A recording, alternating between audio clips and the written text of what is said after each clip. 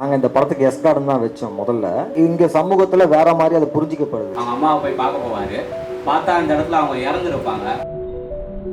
இந்த பேர் Abdul rough and இன்னொரு பேர் வந்து ரத்னவேல் பாண்டியன். அதுவும் ஒரு குறிப்பாக தான் வச்சுருக்கீங்கல்ல சார்.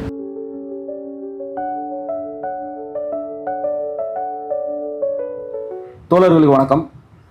கூவை திரைப்பட இயக்கம் இலக்கியம் மற்றும் திரைத்துறை சார்ந்த பல நிகழ்வுகளை தொடர்ந்து ஒருங்கிணைத்து வருகிறது. சனி மற்றும் ஞாயிறு தினங்களில் உலக சினிமா திரையிடப்பட்டு அதன் பற்றிய கலந்துரையாடல் நிகழ்வும், வாரம் செவ்வாய் வெள்ளிக்கிழமை சிறுகதை கலந்துரையாடல் நிகழ்வும் நடைபெறுகிறது.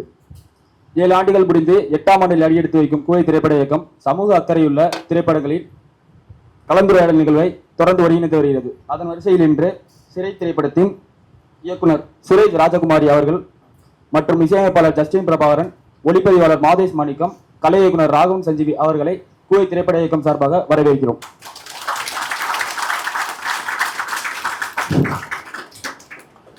தானாகாரன், நார்கர்பூர் மற்றும் சிறை படங்களில் பணியாற்றிய கலை இயக்குனர் ராகவன் சஞ்சீவி அவர்களை சிறை உருவாக்கம் பற்றிய அனுபவத்தை பகிர்ந்து கொள்ளுமாறு அழைக்கிறோம்.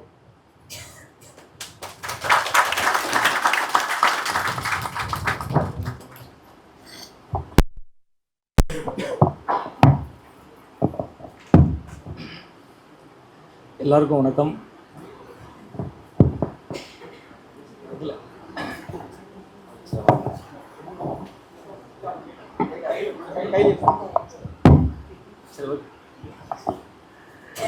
இந்த நாளில் உங்களை சந்திச்சதில் ரொம்ப மகிழ்ச்சி. அதுக்கும் இந்த வெற்றி படத்தை கொடுத்துட்டு நாங்கள் வந்து நிற்கும் போது உங்களெல்லாம் பார்க்கும்போது ரொம்ப சந்தோஷமாக இருக்குது. நாளைக்கு உங்களையும் அந்த போல் இடத்துல நாங்கள் பார்க்கணும், ரொம்ப சந்தோஷப்படுறோம். இதில் இந்த வாய்ப்புகள்லாம் வந்து பார்த்திங்கன்னா எங்கள் இயக்குனர் வந்து சுரேஷ் எங்களை இந்த வெற்றியில் வந்து அவர் எங்களை நல்லா சரியான இடத்துல செயல்படுத்தியிருக்காரு. அதில் எந்த விதமான டவுட்டும் இல்லை. முழுமையாக எங்களுக்கு முழு பலத்தையும் கொடுத்துருக்காரு. அதே ஃபுல் சப்போர்ட்டு எங்களுக்கு ஃப்ரீடம் கொடுத்தாரு. இதை பண்ணுங்கள் மொத்தமாக எங்ககிட்ட ஒப்படைச்சிட்டார். அவர் வந்து மற்ற டேரக்டர்லாம் அந்த மாதிரிலாம் பண்ண மாட்டாங்க. நான் சொன்னதை மட்டும் செய்யுங்க, இதை மட்டும் செய்யுங்க அப்படின்னு சொல்லுவாங்க. அது இந்த படத்தில் வந்து எனக்கு அந்த மாதிரி ஒரு விஷயத்தெல்லாம் அவர் ஃபுல் ஃப்ரீடமாக கொடுத்துட்டாரு. உங்கள் விருப்பமாக நீங்கள் உங்கள் ஐடியாலஜிக்கில் எதை எப்படி எடுத்து பண்ணுவீங்களோ அதை பண்ணுங்கன்னு நீங்கள் ஃபுல் ஃப்ரீடம் கூட. அதனால தான் இந்த படத்தில் 60% செட்டு போட்டு தான் பண்ணியிருக்கிறோம். இதில் முழுமையாக இந்த படம் வந்ததுக்கு முதல் காரணம் ஐயா சுரேஷ் தான். அவருக்கு எனக்கு இந்த அளவுக்கு ஒரு வாய்ப்பு கொடுத்தது நான் ரொம்ப பெருமையாக நினைக்கிறேன். அவருக்கு என்னுடைய நன்றியை நான் அவருக்கு தெரிவிச்சுக்கிறேன். அதில் இன்னொன்றுன்னா, நமக்கு இதில் ரொம்ப பக்கபலமாக வந்து மாதேஷ் மாணிக்கம் அவர் வந்து எனக்கு நான் ஒர்க் பண்ண 2 படத்துலேயும் எனக்கு வந்து ரொம்ப பலமாக இருந்தார். அதில் வந்து எந்த விஷயமா இருந்தாலும் அவரும் எந்த சூழலையும் என்னை விட்டு கொடுக்காம எல்லா சூழலுக்கும் நமக்கு வந்து சப்போர்ட்டாக இருந்தார் கேமராமேன். அவருக்கும் நான் இதில் நன்றி சொல்லியிருக்கேன். அப்புறம் தானாகரன் என்னோடய ஃபஸ்ட்டு படம். இந்த மேடை தானாகரன் முடிச்சு இந்த மேடையில் நான் பேசியிருக்கோம். அந்த படம் எல்லாம் நீங்கள் பார்த்துருப்பீங்க. அப்புறம் இந்த படம் நீங்கள் பார்த்துருப்பீங்க, இந்த படத்தையும் பார்த்துருப்பீங்க. இது போல் படத்துங்களை நீங்கள் வந்து இந்த கேள்வி நியாயத்தோட இந்த நிகழ்ச்சி நடத்துறதுக்கு ரொம்ப பெரிய விஷயம். அதுக்கு நாங்கள் பாட்டை தெரிவிச்சுக்கிறேன். நிறைய வரும் கலைஞர்களையும் புதுவாக வர டைரக்டர்களையும் இது மாதிரி ஊக்குவிக்கிறதுக்கு இந்த கூடைக்கு மிகவும் நான் நன்றி சொல்லி கடன் போவேன். நன்றி, வணக்கம்.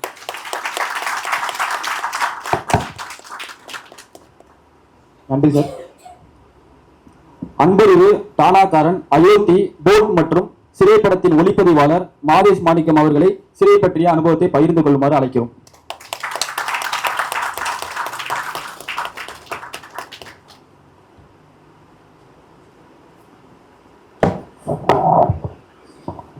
எல்லோருக்கும் வணக்கம். கூகை வந்து இதுக்கு முன்னாடி தானாகாரன் ரிலீஸ் அப்போ வந்தது. அதுக்கப்புறம் மறுபடியும் இன்றைக்கி வர ஒரு வாய்ப்பு கிடச்சிருக்கு. கூகைனா ரஞ்சித் அண்ணன் தான் ஞாபகத்துக்கு வருவார். நான் என்னோடய காலேஜ் சீனியர், நான் சுரேஷ் எல்லாமே college of fine arts students. அங்கேருந்து தான் சினிமாவுக்கு வந்தோம். இப்போ தானாகாரன் ஒரு போலீஸ் பயிற்சி பள்ளி சம்மந்தப்பட்ட படம். இது பார்த்திங்கன்னா ஒரு சிறை கைதியை அழைச்சிட்டு போகிற எஸ்கார்ட் பற்றின படம். ஸோ இந்த 2 படங்களுக்குமே தமிழ் தானாகாரன் டைரக்டர் அவர் தான் கதை எழுதுனது. இதை வந்து ஸ்க்ரீனில் ப்ரெசென்ட் பண்ணுறதுக்கு நமக்கு வந்து ஒரு குறிப்பிட்ட டைமில் குறிப்பிட்ட நாட்களுக்குள்ளே எடுத்து முடிக்க வேண்டிய சூழ்நிலை தான் இந்த படத்துக்கு இருந்துச்சு. அப்போ வந்து இந்த படத்தை எப்படி ஸ்பீடாக அதே டைமில் குவாலிட்டியும் குறையாமல் இந்த படத்துக்கு என்ன தேவைங்கிறது ஒரு அளவீட்டுல அது குறையாமல் எடுக்க முடிஞ்சுது. இதில் உங்களுக்கு ஏதாவது கேள்வியாக இருந்து கேட்டிங்கன்னா பேசுறது கொஞ்சம் ஈஸியாக இருக்கும். ஏன்னா நானே பேட்டியில் பேசுறது தான் திரும்ப திரும்ப பேசுகிற மாதிரி இருக்கும். ஸோ நீங்கள் ஏதாவது கேள்வி கேட்டிங்கன்னா பேசுறது கொஞ்சம் ஈஸியாக இருக்கும்.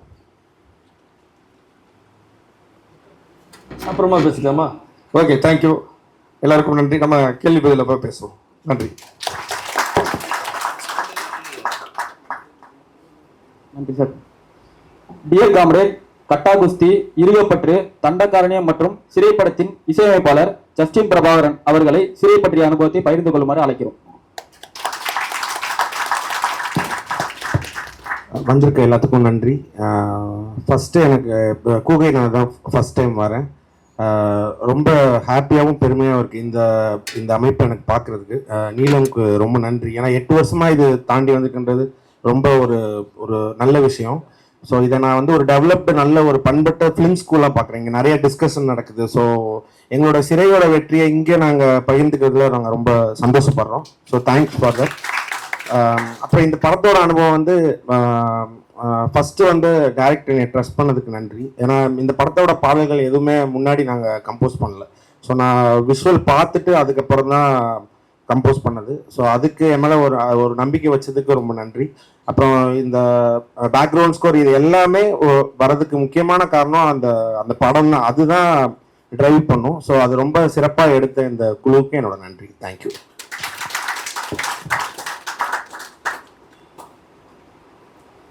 Thank you sir. போன வாரம் படத்தை பார்த்துட்டு ஒரு தோழர் வந்து சோசியல் மீடியாவில் ஒரு பதிவு போட்டிருந்தாரு. ஒரு 2 லைன் தான். இந்த வாரம் சிறை சென்றேன், மன திருப்தியோட வெளியே வந்திருந்தேன் அப்படின்னு போட்டிருந்தாரு. ஸோ அப்படிப்பட்ட ஒரு காதலையும் ஒரு சிறையையும் வச்சு நமக்கு ஒரு அழகான படம் கொடுத்த இயக்குனர் திரு சுரேஷ் ராஜகுமாரி அவர்களை சிறை பற்றி பகிர்ந்து கொள்ளுமாறு அழைக்கிறோம். முதல்ல வந்திருக்கிற அனைவருக்கும் நன்றி. கூகைக்கு மிக மிக நன்றி. ரஞ்சிதன் எனக்கு ரொம்ப நன்றி. ஏன்னா இந்த மாதிரியான ஒரு டிஸ்கஷனும் இந்த மாதிரியான ஒரு இதுவும் உருவாக்குறது ரொம்ப பெரிய கடமை இருக்குது. அவருக்கு வந்து ஒரு பெரிய பொறுப்பு இருக்குது. இந்த சமூகத்து மேலே இருக்க ஒரு பெரிய பொறுப்பு இருக்குது. அந்த பொறுப்பால் தான் இதை பண்ணுறது. ஏன்னா இது வந்து இந்த புத்தகங்கள் வந்து சாதாரண விஷயம் கிடையாது. உங்களை வந்து ஒரு மிகப்பெரிய அளவில் அது சிந்திக்க வைக்கும். அதை ஏற்படுத்தி கொடுக்குறதுக்குல்ல அது வந்து ரொம்ப ரொம்ப அது அந்த அந்த எண்ணம் உள்ள மனிதர்களால் மட்டும்தான் பண்ண முடியும். அதை ரஞ்சித் அண்ணன் வந்து இத்தனை வருஷமாக அதை பண்ணிட்டு இருக்காரு அப்படின்றது வந்து ரொம்ப ரொம்ப சந்தோஷமாக இருக்குது. இங்கே உங்கள் முன்னாடி வந்து நாங்கள் இங்கே உட்காந்து பேசுகிறதும் வந்து ரொம்ப சந்தோஷமாக இருக்குது. ஏன்னா எங்கேயோ உட்காந்து பேசுகிறதுக்கும் இந்த மாதிரியான கலந்துரையாடலோட பேசுகிறதும் ரொம்ப சந்தோஷம். சிறை வந்து டானாக்காரன் தமிழுடைய கதையிலிருந்து கதையும் திரைக்கதையும் 2 பேரும் உட்காந்து எழுதி இதை இயக்கியிருக்கேன். இந்த சிறையை பற்றி நிறைய நம்ம பேசலாம். இதை வந்து இந்த மாதிரியான படைப்புகளை வந்து முதல்ல நம்புறது வந்து ரொம்ப பெரிய விஷயம். அது வந்து ஒரு ப்ரொடக்ஷன் வந்து நம்புறதுன்றது இருக்குல்ல, அது ரொம்ப பெரிய விஷயம். அப்படி ஒரு ப்ரொடக்ஷன் நம்பி 7 ஸ்க்ரீன் ஸ்டுடியோ லலித்குமார் சார் அதை பண்ணது வந்து ரொம்ப சந்தோஷமான விஷயம். அது பண்ணி இன்னைக்கு அது வந்து மக்கள்கிட்ட வெற்றிகரமாக போய் சேர்ந்துருக்கு. இப்படி ஒரு வெற்றி பெறும்போது தான் வந்து ஒரு நல்ல கண்டென்ட் வந்து அடுத்தடுத்து தயாரிப்பாளர்கள் முன்வருவாங்க பண்ணணும்னு. வெறும் கண்டென்ட் மட்டும் வச்சு நம்ம போகவே முடியாது. அதே திரைமொழியோடு சேர்ந்து கொண்டு போகணும். ஏன்னா இங்கே வணிகம் ரொம்ப பெருசு. இங்கே நமக்கு போட்ட காசை திருப்பி எடுத்து கொடுக்கணும். கொடுத்தா தான் அடுத்தடுத்து வர்ற இளைஞர்களுக்கும் அடுத்தடுத்து வர படைப்பாளிகளுக்கும் பெரிய வாய்ப்பு இருக்கும். கட்டாயம் நம்ம வந்து சிறையை பற்றி பேசுவோம். ரொம்ப நன்றி. வந்திருக்க எல்லாருக்கும் ரொம்ப ரொம்ப நன்றி.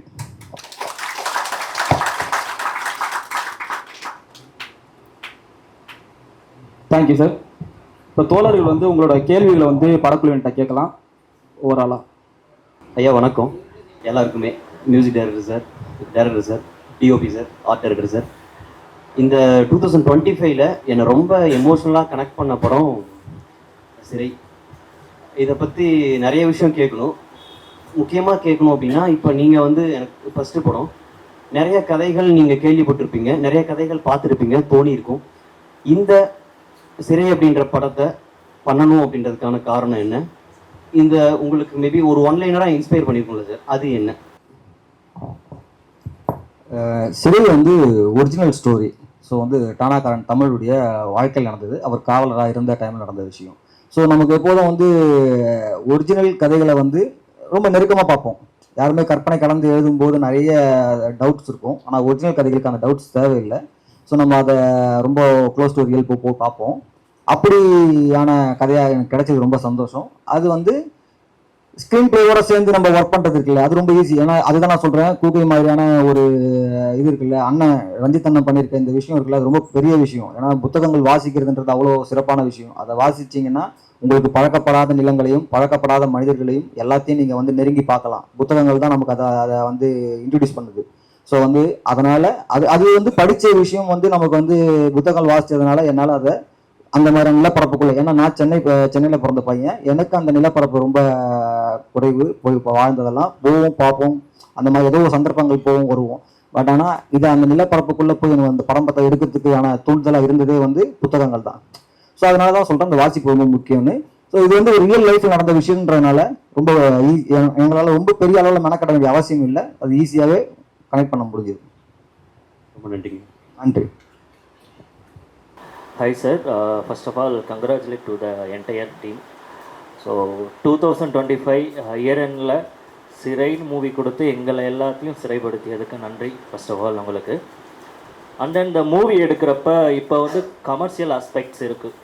ஸோ நம்ம ஒரு சமூக பார்வையோட படங்கள் எடுத்தாலும் கமர்ஷியலி இது எப்படி ஹிட் ஆகும் அப்படின்னு நீங்கள் நம்புனீங்க முதல்ல? ஸோ அதை பற்றி கொஞ்சம் சொல்லுங்கள் சார். இந்த நம்ம கமர்ஷியல்ன்றது எதை பார்க்குறோன்றது பொறுத்து இருக்குது. கமர்ஷியல்ன்றது வந்து ஆடியன்ஸை நம்ம ஸ்க்ரீனோட கனெக்ட் பண்ணுறது தான். அந்த ஒவ்வொரு நிகழ்வுகளோட நம்ம அவங்கள தொடர்பு படுத்தி வைக்கிறது தான். ஸோ இது வந்து வெறும் ஸ்க்ரீன் பிளேயில் மட்டும் வராது, மியூசிக்கில் இருக்குது, எடிட்டிங்கில் இருக்குது, ஸோ வந்து கேமரா ஒர்க்கில் இருக்குது. எல்லாத்தினுடைய பங்களிப்பும் அது ரொம்ப முக்கியம். இது ஒரு டீம் ஒர்க்கோட ஆர்கனைஸ் பண்ணி ஒன்று கரெக்டாக வந்தால் மட்டும்தான் இது எல்லாமே வரும். கமர்ஷியல்ன்றது நீங்கள் என்னவா புரிஞ்சிருக்கீங்கன்றது எனக்கு தெரியல. பட் ஆனால் நான் புரிஞ்சிக்கிட்டது வரைக்கும் மனிதர்களோட கனெக்ட் பண்ணி அதை கொண்டு போகிறது. அப்படி போகும்போது கட்டாயம் அது வந்து வெற்றி பெற நீங்கள் கமர்ஷியல்னு சொல்கிறோம்ல, மெயின் ஸ்ட்ரீம்குள்ளே வர்றதே வந்து அதுதானே. அதனால் வந்து அது ஒன்றும் பெருசாக எனக்கு தெரியல. நான் இதே ஒரு கமர்ஷியல் படமாக தான் பார்க்குறேன். சிறையே கமர்ஷியல் படமாக தான் பார்க்குறேன். ரொம்ப நன்றி.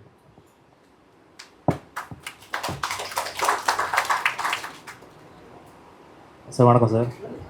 சார் சிறையில் வந்து நீங்கள் எடுத்த டஃபஸ்ட் சீன்னா எது? அதுக்கு எவ்வளோ மெனக்கட வேண்டி இருந்துச்சு? அது மாதிரி ஏதாவது சீன் சொல்ல முடியுமா?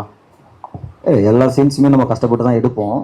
வந்து சினிமாக்கள் கஷ்டன்றது வந்து கஷ்டம் மீன்ஸ் என்னென்னா டிஃபிகல்ட் அந்த பிளேஸில் எடுக்கிறது. இப்போ நம்ம பப்ளிக்கில் எடுக்கும்போது நிறைய இருந்தது. ஏன்னா நம்ம சினிமா பண்ணுறோம், மக்களையும் டிஸ்டர்ப் பண்ணுறக்கூடாது. அவங்க அன்றாட வேலைகள் இருக்குது, போவாங்க வருவாங்க, ஏகப்பட்ட வேலைகள் இருக்குது. அவங்க அவசரத்துக்கு போவாங்க, அவங்கள போய் நடுவில் நிற்க வைக்க முடியாது.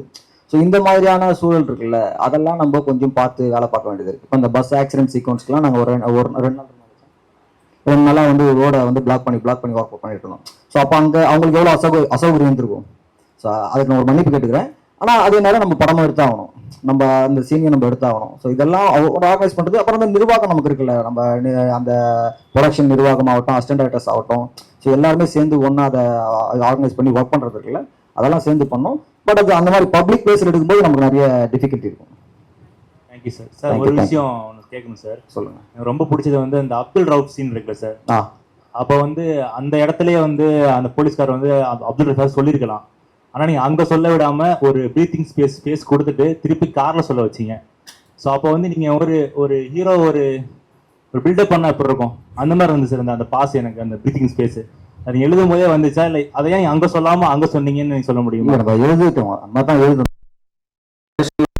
வெளியே வந்து இந்த சின்ன எழுதணும், அதை அப்படின்னு எடுத்தோம். அப்போ இப்போ ஒரே இடத்துல எல்லாத்தையுமே சொன்னால் பிரச்சாரம் ஆயிரும். நீங்கள் இன்னைக்கு வந்து பிரச்சாரம் பண்ணால் பார்க்க விருப்பம் இல்லை யாருக்குமே.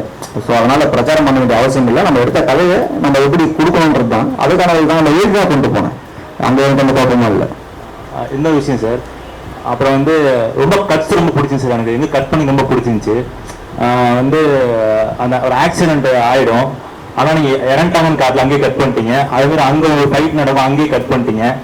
நிறைய கட்ஸ் பண்ணிட்டு அப்புறம் ரிவீல் பண்ணீங்க சார். ஸோ ஒரு சீனுக்கு வந்து கட்ஸ் வந்து எவ்வளோ முக்கியம், எங்கே கட் பண்ணணுங்கிற விஷயத்த வந்து நீங்கள் எப்படி புரிஞ்சிருக்கீங்கன்னு சொன்னீங்கன்னா எங்களுக்கு ஹெல்ப்பாக இருக்கும் சார். இல்லை, நீங்கள் எல்லாமே ஸ்க்ரீன் பிளே எழுதணும்னு நான் நினைக்கிறேன். இப்போ ஸ்க்ரீன் பிளேலேயே வந்து எடிட் பண்ணணும். எடிட் பண்ணினால் மட்டும்தான் அது வந்து சரியான முறையில் இருக்கும். அப்புறம் வந்து வெறும் இது வந்து ஒரு ரைட்டர்ஸோடையோ இல்லைன்னா ஒரு டைரக்டருடைய வேலையோ மட்டும் கிடையாது, ஒரு எடிட்டரோட வேலையும் கூட. எடிட்டரோட சேர்ந்து நம்ம உட்காந்து பேசணும். நம்ம ஸ்கிரிப்டை எப்போதும் டெக்னீஷியன்ஸ் எல்லாத்தையும் தெரியணும். தெரிஞ்சாதான் அவங்க அந்த ஸ்கிரிப்டுக்குள்ளே ஒர்க் பண்ண முடியும், பெருசாக ஒர்க் பண்ண முடியும். இப்போ நான் ஒர்க் பண்ணும்போது எல்லா மியூசிக் டைரக்டர் ஆகட்டும், கேமராமேன் ஆகட்டும், ஆர்ட் டைரக்டர் ஆகட்டும், எல்லாருக்குமே ஸ்கிரிப்டை கொடுத்துருவேன். கொடுத்து படிச்சுட்டு அந்த ஸ்கிரிப்டில் என்னென்னலாம் ப்ராப்ளம் இருக்குன்றத பேசிட்டு அதுக்கப்புறம் தான் அந்த ஸ்பாட்டுக்கு போவோம். ஏன்னா இன்னைக்கு நம்ம வந்து சினிமா வந்து பல கோடிகள் போட்டு படம் பண்ணுறோம். நம்ம நம்பி போடுற ப்ரொடக்ஷன்ஸ்க்காகட்டும், நம்ம நம்பி வர ஆர்டிஸ்ட்டுக்காகட்டும், எல்லாருக்கும் நேரங்கள் ரொம்ப முக்கியம். அப்போ அதை நம்ம சரியாக பண்ணணும். அப்போ இதெல்லாமே நமக்கு என்னன்னா சரியாக நம்ம ஒரு ஆர்கனைஸ் பண்ணி கரெக்டான இதோட போனீங்கன்னா உங்களுக்கு ஒரு நேரம் இதுவும் விரைவம் ஆகாது.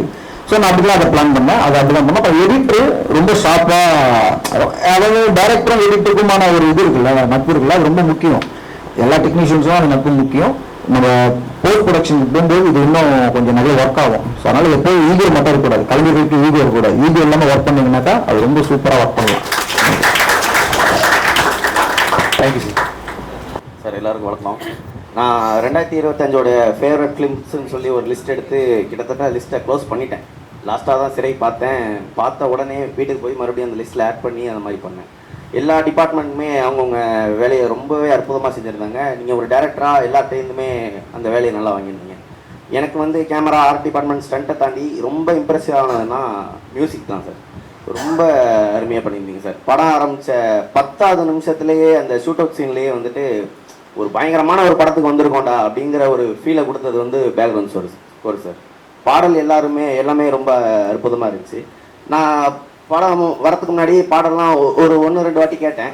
படம் வந்ததுக்கப்புறம் ஒரு பாட்டை கேட்டப்போ நீலோத்தி பாட்டில் வந்து ஒரு லிரிக் வந்து எனக்கு ஹிட் ஆனிச்சு. அதில் ஒரு லைன் இருக்குது, என்னென்னா படைச்ச சாமி கேட்காததையும் படித்த சாமி கேட்டதையா அப்படிங்கிறது வந்து எனக்கு படம் பார்த்ததுக்கப்புறம் அது வேற ஒரு விதமாக கனெக்ட் ஆகுது. அந்த வகையில் எல்லாமே நல்லா இருந்துச்சு சார். குறிப்பாக ஸ்டண்ட்டு வந்து நீங்கள் எழுதியிருக்கீங்க அப்படிங்கிறது வந்து தெரிஞ்சுது சார். ஏன்னா பெரிய ஹீரோவோடைய கமர்ஷியல் படங்களில் உள்ள ஸ்டண்ட்ஸ் மாதிரி இல்லாமல் இந்த மாதிரி ஸ்டண்டெல்லாம் குறிப்பாக எழுதி பண்ணாதான் உண்டு. ஏன்னா தப்பிக்கிறது, எங்கே தப்பிக்கணும், எங்கே போகணும், எங்கே பிடிக்கணும், அது எல்லாமே எழுதி பண்ணியிருந்தீங்கிறது கிளியராகவே தெரிஞ்சுது சார். மொத்தத்தில் எல்லா டிபார்ட்மெண்ட்டுமே நல்லா ஒர்க் பண்ணியிருந்தாங்க சார். ரொம்ப அழகான ஒரு படம் சார். நன்றி சார்.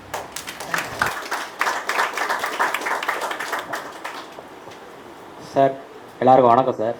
இப்போது கதிரவன் கேரக்டர் இருக்குல்ல சார், அந்த கதிரவன் கேரக்டர் வந்து கோயிலுக்கு போகாத ஒரு கேரக்டரு. அவங்க ஒய்ஃப் வந்து சமைச்சிக்கிட்டு இருக்கும்போது அவர் வெளியே போகும்போது விபூதி வைக்க போவாங்க அவங்க அத்தை. அப்போ வந்துட்டு அவங்க ஒய்ஃப் வந்து தேங்கனின்றோடனே அவர் பயந்துக்கிட்டு திணீர் வைப்பார். அந்த கேரக்டரோட மனப்பக்குவம் என்ன சார்? கடவுள் நம்பிக்கை இல்லாததா இல்லை என்ன, எந்த மாதிரியான ஒரு கேரக்டர்? இல்லை, கடவுள் நம்பிக்கைன்றதை தாண்டி நமக்கு நான் பெருசாக அப்படி இது பண்ணல. பட் ஆனால் எனக்கு அந்த மாதிரியான இது இல்லை. ஸோ அதனால் என்னென்னா நம்ம அது அந்த மாதிரி பிரதிபலிச்சிருக்கோம். பட் அதே நேரம் வந்து வீட்டில் அம்மா சொன்னாங்கனாக்கா கோமா திட்டினாலும் நெத்தியில் விபூதி வச்சுக்குவோம். அது வந்து இதுதாங்க, அது வந்து மனசு தான் காரணம். அதனால் எனக்கு ரொம்ப ஃபோர்ஸ்டாக நான் இது பண்ணுன்ற இதில் வைக்கல. அவர் ஒரு லேசான மனித இதுதான், அப்படி தான் நான் அதை இது பண்ணேன். இது வந்து ரியல் ஸ்டோரின்றனால அந்த ஒரு போலீஸ்காரர் வந்து ரியலாகவே அந்த கேரக்டரில் இருந்தாரா இல்லை நீங்களா இமேஜினாக பண்ணீங்களா? இல்லை, புரியல எப்படி? இல்லை, இது வந்து ரியல் ஸ்டோரி சார். இந்த போலீஸ்காரரும் அவருக்கும் அந்த கடவுள் நம்பிக்கை இல்லையா, இல்லை நீங்களா இமேஜின் பண்ணி கிரியேட் பண்ணதா? இல்லை, அவருக்கு கடவுள் நம்பிக்கை இருக்குது. அப்போ இது அவர் நம்பிக்கை இருக்குது. அப்போ இருந்தது, இப்போ இருக்கானான்னு தெரியல. அப்போ இருந்தது 96. Okay sir. இப்போ இன்னொரு கேள்வி என்னென்னா, இப்போ வந்து அப்துல் வந்து 3 டைம் வந்து தப்பிக்க ட்ரை பண்ணுவாப்புல. அப்போ வந்துட்டு லாஸ்ட் டைமில் அவங்க போலீஸ்காரங்க சண்டை போட்டுருக்கும் போது தப்பிச்சு போயிடுவார். தப்பிச்சு போகும்போது பேக்கு கன்னு எல்லாத்தையும் எடுத்துகிட்டு போயிடுவார். அவருக்கு எப்போ அந்த தப்பிச்சு போகக்கூடாதுன்னு தாட் வந்துச்சு? இல்லை, அதுதான் சொல்லியிருப்பேன், அதில் டைலாக் இருக்குமே. அப்போ தப்பிச்சு போகிற மைண்ட் செட்டில் இருக்கிறோம், எதுக்கு பேகு கன்னு எல்லாத்தையும் எடுத்துகிட்டு போனா? அது தப்பிச்சு போலி, அவன் இறங்கி தானே போனான். அதாவது எல்லாருக்கும் எல்லாருக்கும் தடுமாற்றம் இருக்கும்ப்பா. நீங்கள் வந்து அவன் வந்து கக்கூஸ்லேருந்து தப்பிச்சு போயிருந்தானா நீங்கள் அந்த வார்த்தையை சொல்லலாம். அவன் பஸ்ஸுலேருந்து இறங்கியிருக்கான். இறங்கி எப்போதும் நமக்கு அந்த மாதிரியான ஒரு சில நேரங்களில் அது தோணும். இப்போ நம்ம போலீஸ் ஸ்டேஷன் தான் போகணும்னு நினைப்போம். ஆனால் போகிறதுக்கும் அதுக்கு நடுவில் இருக்க ஒரு கேப் இருக்குல்ல, ஒரு தடுமாற்றம் இருக்கும்ல. ஒரு வேளை இப்படியே போயிடலாமா, இப்படியே போனால் நம்மளை என்ன பண்ணும்? ஸோ இந்த மாதிரியான தடுமாற்றத்தில் தான் அவன் சொல்லுவான். நான் யோசித்தேன் சார். ஆனால் அப்துல்ன்ற அந்த பேரோட ஒரு அக்யூஸ்டாக எங்கே சார் நான் போகிறது? அந்த கேரக்டர் சொல்லுவான். அதுதான் அவ்வளோதான். அதை யோசிச்சாக்கா அதுக்கப்புறம் போய் போலீஸ் ஸ்டேஷனில் சரண்டர் ஆகிட்டான், அவ்வளோதான். இல்லை, பஸ்ஸில் இருந்து இறங்கும் போதே தப்பிக்கக்கூடாதுன்னு தான் இறங்குவானா? அது நீங்கள் எப்படி வேணாலும் நினச்சிக்கலாம். ஏன்னா 3 டைம் ட்ரை பண்ணிட்டான். அங்கே போயிட்டு போலீஸ் ஸ்டேஷனில் வச்சதுக்கப்புறமும் அப்போ தான் நம்பிக்கையே வருது அவன் தப்பிக்க ட்ரை பண்ணல. அதுக்கு முன்னாடி வர தப்பிக்க ட்ரை பண்ணான். அப்போது பேக் எடுத்துகிட்டு ஓடும் போதும் தப்பிச்சு தான் போகிறான். அந்த மாதிரி தான் அங்கே சீன் இருக்கும். திடீர்னு மாறி வந்து உட்காரும் போது ஒரு கன்ஃபியூஷன் இருந்துச்சு. அதுதான் கன்ஃபியூஷனாக இருந்துச்சுன்னா அது கன்ஃபியூஷனு. உங்களுக்கு புரிஞ்சுதுன்னா ஓகே, அவ்வளோதான். அப்படின்ற ஒரு எண்ணம் இருக்கும். கண்டிப்பாக ஏதோ ஒன்று நடக்க போகுது அப்படின்ற ஒரு எண்ணம் இருக்கும். அதனால் பார்க்கும்போது கண்டிப்பாக ஒரு கெட்டது நடக்க போகுது, என்ன நடக்க போகுது அப்படின்ற இதில் தான் இருப்போம். ஆனால் இது ரொம்ப நேரம் வந்து ஸ்மூத்தாகவே இருக்கும். அவங்க 2 மணி நேரம் சொல்லுவாங்க, அப்புறம் 1 மணி நேரம் சொல்லுவாங்க, ஒரு பாட்டும் வரும், அவ்வளோ ஸ்மூத்தாக இருக்கும். அப்படி ஸ்மூத்தாக இருந்தாலும் ஒரு பயம் இருந்தது, ஐயோ ஏதோ நடக்க தான் போகுது கண்டிப்பாக அப்படின்ட்டு. இது வந்து எப்படி சார் இது கிராக் பண்ணீங்க? ஸ்கிரிப்ட் எழுதும்போதே இல்லை இவ்வளோ நேரத்துக்கு இந்த ஸ்மூத்னஸை வச்சுக்கிட்டே இருக்கலாம், ஏன்னா அதுக்கப்புறம் நடக்கிறது எல்லாமே ஓகே, பட் ஆனால் இவ்வளோ நேரத்துக்கு அந்த ஸ்மூத்னஸ் பரவாயில்ல, அவங்களுக்கு எல்லாமே நல்லதாகவே நடந்தாலும் இது ஆடியன்ஸ்க்கு கிரிப்பாக இருக்கும் அப்படின்ற தாட் எப்படி சார் இருந்தது? இல்லை, அதான் ரைட்டிங்கில் அது இருந்தது தான். அப்புறம் நம்ம வந்து யாரை நீங்கள் ஃபாலோ பண்ண போகிறீங்கன்னு இருக்கு. நம்ம ஆடியன்ஸ் யாரை ஃபாலோ பண்ண வைக்க போகிறோம் அப்படின்னா வந்து அப்துல்லை ஃபாலோ பண்ண வைக்க போகிறோம். அப்போ அப்துல்லுடைய நிலைமைக்கு நீங்கள் போயிடுறீங்க, அப்துல்லுடைய சூழ்நிலைக்கு நீங்கள் போயிடுறீங்க. போனால் உங்களுக்கு ஒரு பதட்டம் வந்துடுது இல்லை, அவனுக்கு நடக்குமா நடக்காதான்னு. அதை ஃபாலோ பண்ண வச்சுட்டாலே இது வந்து எனக்கு ஒரு பெரிய விஷயம் கிடையாது, அதை நீங்கள் கொண்டு போயிடலாம். நான் அப்படி தான் அதை பிளான் பண்ணேன். சார் ஆஃப்டர்நூன் சார், எனக்கு வந்து ஒரு 2 கொஸ்டின் வந்து ஃபஸ்ட்டு சினிமாட்டோகிராஃபர் சார். என்னென்னா அப்துலுக்கு மட்டும் நீங்கள் கலர் வந்து லைட்டிங் வந்து வித்தியாசமாக கொடுத்துருந்தீங்க. மேலே லெஃப்ட் டாப்பில் வந்து ப்ளூவாகவும் ரைட் கார்னரில் வந்து ஆரஞ்சாகவும் ஒரு ஷேடு மாதிரி வந்துருந்தது. அவருக்கு மட்டும்தான் அந்த ஷேடு நான் பார்த்தேன், மற்ற யாருக்கும் அது தெரில. அதுக்கான காரணம் என்ன அப்படிங்கிறது. எந்த சீனில் சார் அந்த மாமா இருக்கார்ல, அதாவது கல்யாணியோட மாமாவுக்கு அந்த வீடியோ படம் காட்டும்போது அந்த டைமில் அப்படி இருந்தது. அதுக்கப்புறம் அப்துல்லோட அவங்க அம்மா அடிச்சிட்டாங்கன்னு சொல்லிட்டு அவர் அடிக்க போகும்போது அங்கே ஒரு டைமிங்கில் அந்த ஷேட் இருந்தது. சம்டைம்ஸ் அதே மாதிரி வேறு இடத்துல பார்த்தேன். இது 2 தான் கரெக்டாக ஞாபகம் இருக்குது. ஸோ அந்த டைமில் நீங்கள் அந்த ஷேட் கொண்டு வந்தது எதுக்கான காரணமா இல்லை அது பிங்க் கலரில் இருந்தது கேட்குறீங்களா? பிங்க் 2 ஆக்சுவலி என்னென்னா நம்ம வந்து ஒரு டிவி ஆன் பண்ணியிருப்போம். ஆன் பண்ணால் கேசட் போடுறதுக்கு முன்னாடி சொல்லல, டிவி சொல்ல அந்த ஸ்க்ரீன்லேயே நீங்கள் ரைட்டில் கலர் வந்து கலர் கேட் வந்து அப்படி இருந்ததுன்னு தெரியுது. ப்ளூ டு ஆரஞ்சு அப்படிங்கிற மாதிரி இருந்தது. அது இல்லை எந்த தேட்டரில் பார்த்தீங்கன்னு தெரியல எனக்கு. ரேவதி இல்லை அந்த மாதிரி எதுவும் ஸ்பெசிஃபிக்காக பண்ணல. ப்ராஜெக்ட் மிஸ்டேக்காக இருக்கலாம், இல்லை நீங்கள் சொல்கிறது எனக்கு புரியாமல் இருக்கலாம். சார் இன்னொன்று வந்து என்னென்னா அந்த கோர்ட்டில் வந்து ப்ரே பண்ணுவாங்க. அப்துல்லும் கலைவாணியும் ப்ரே பண்ணுவாங்க. ஆமாம், ப்ரே பண்ணும்போது மிட்ல வந்து அவர் நிற்பார். ஆமாம், விக்ரம் பிரபு சார் நிற்பார். அது வந்து ஃப்ரேம் வந்து நீங்கள் யோசிச்சிங்களா அல்லது சார் யோசிச்சார்? டேரக்டர் சார் யோசிச்சார். அதாவது ப்ரே பண்ணும்போது இது பண்ணுவோம், 2 பேரும் பேசுகிறோம். ஃபஸ்ட்டு வந்து வேறு இடத்துல நிற்க வச்சு பார்த்தோம், ஸ்டேஜிங்க செட் ஆகல. விக்ரம் பிரபு சார் ஃபேஸ்லேருந்து வரணுங்கிறது ஸ்கிரிப்டில் இருந்தது. பின்னாடி அந்த பொண்ணையும் நிற்க வச்சு இன்க்ளூட் பண்ணுங்கிறது அங்கே பேசி முடிவு பண்ணது. சரி சார். சார் இன்னொரு கொஸ்டின் சாருக்கு. சொல்லுங்கள். டேரக்டர் சார் என்னன்னா அந்த கோயிலுக்கு போகிறதுக்காக இவங்களை வந்து கூப்பிட்டு போவாங்க. கூப்பிட்டு போயிட்டு நீங்களும் உள்ளே வாங்க சார் அப்படிங்கும்போது நான் அவங்களை எதுவும் தொந்தரவும் பண்ணல, அவங்க எனக்கு எந்த தொந்தரவும் பண்ணல, நான் அதெல்லாம் உள்ளே போகல அப்படிங்கிற மாதிரி சொன்னாங்க. எனக்கு வந்து இந்த இடத்துல நீங்கள் எந்த மாதிரி சொன்னீங்கிற எனக்கு தெரியல. பட் எனக்கு என்ன தோணுச்சு அப்படின்னா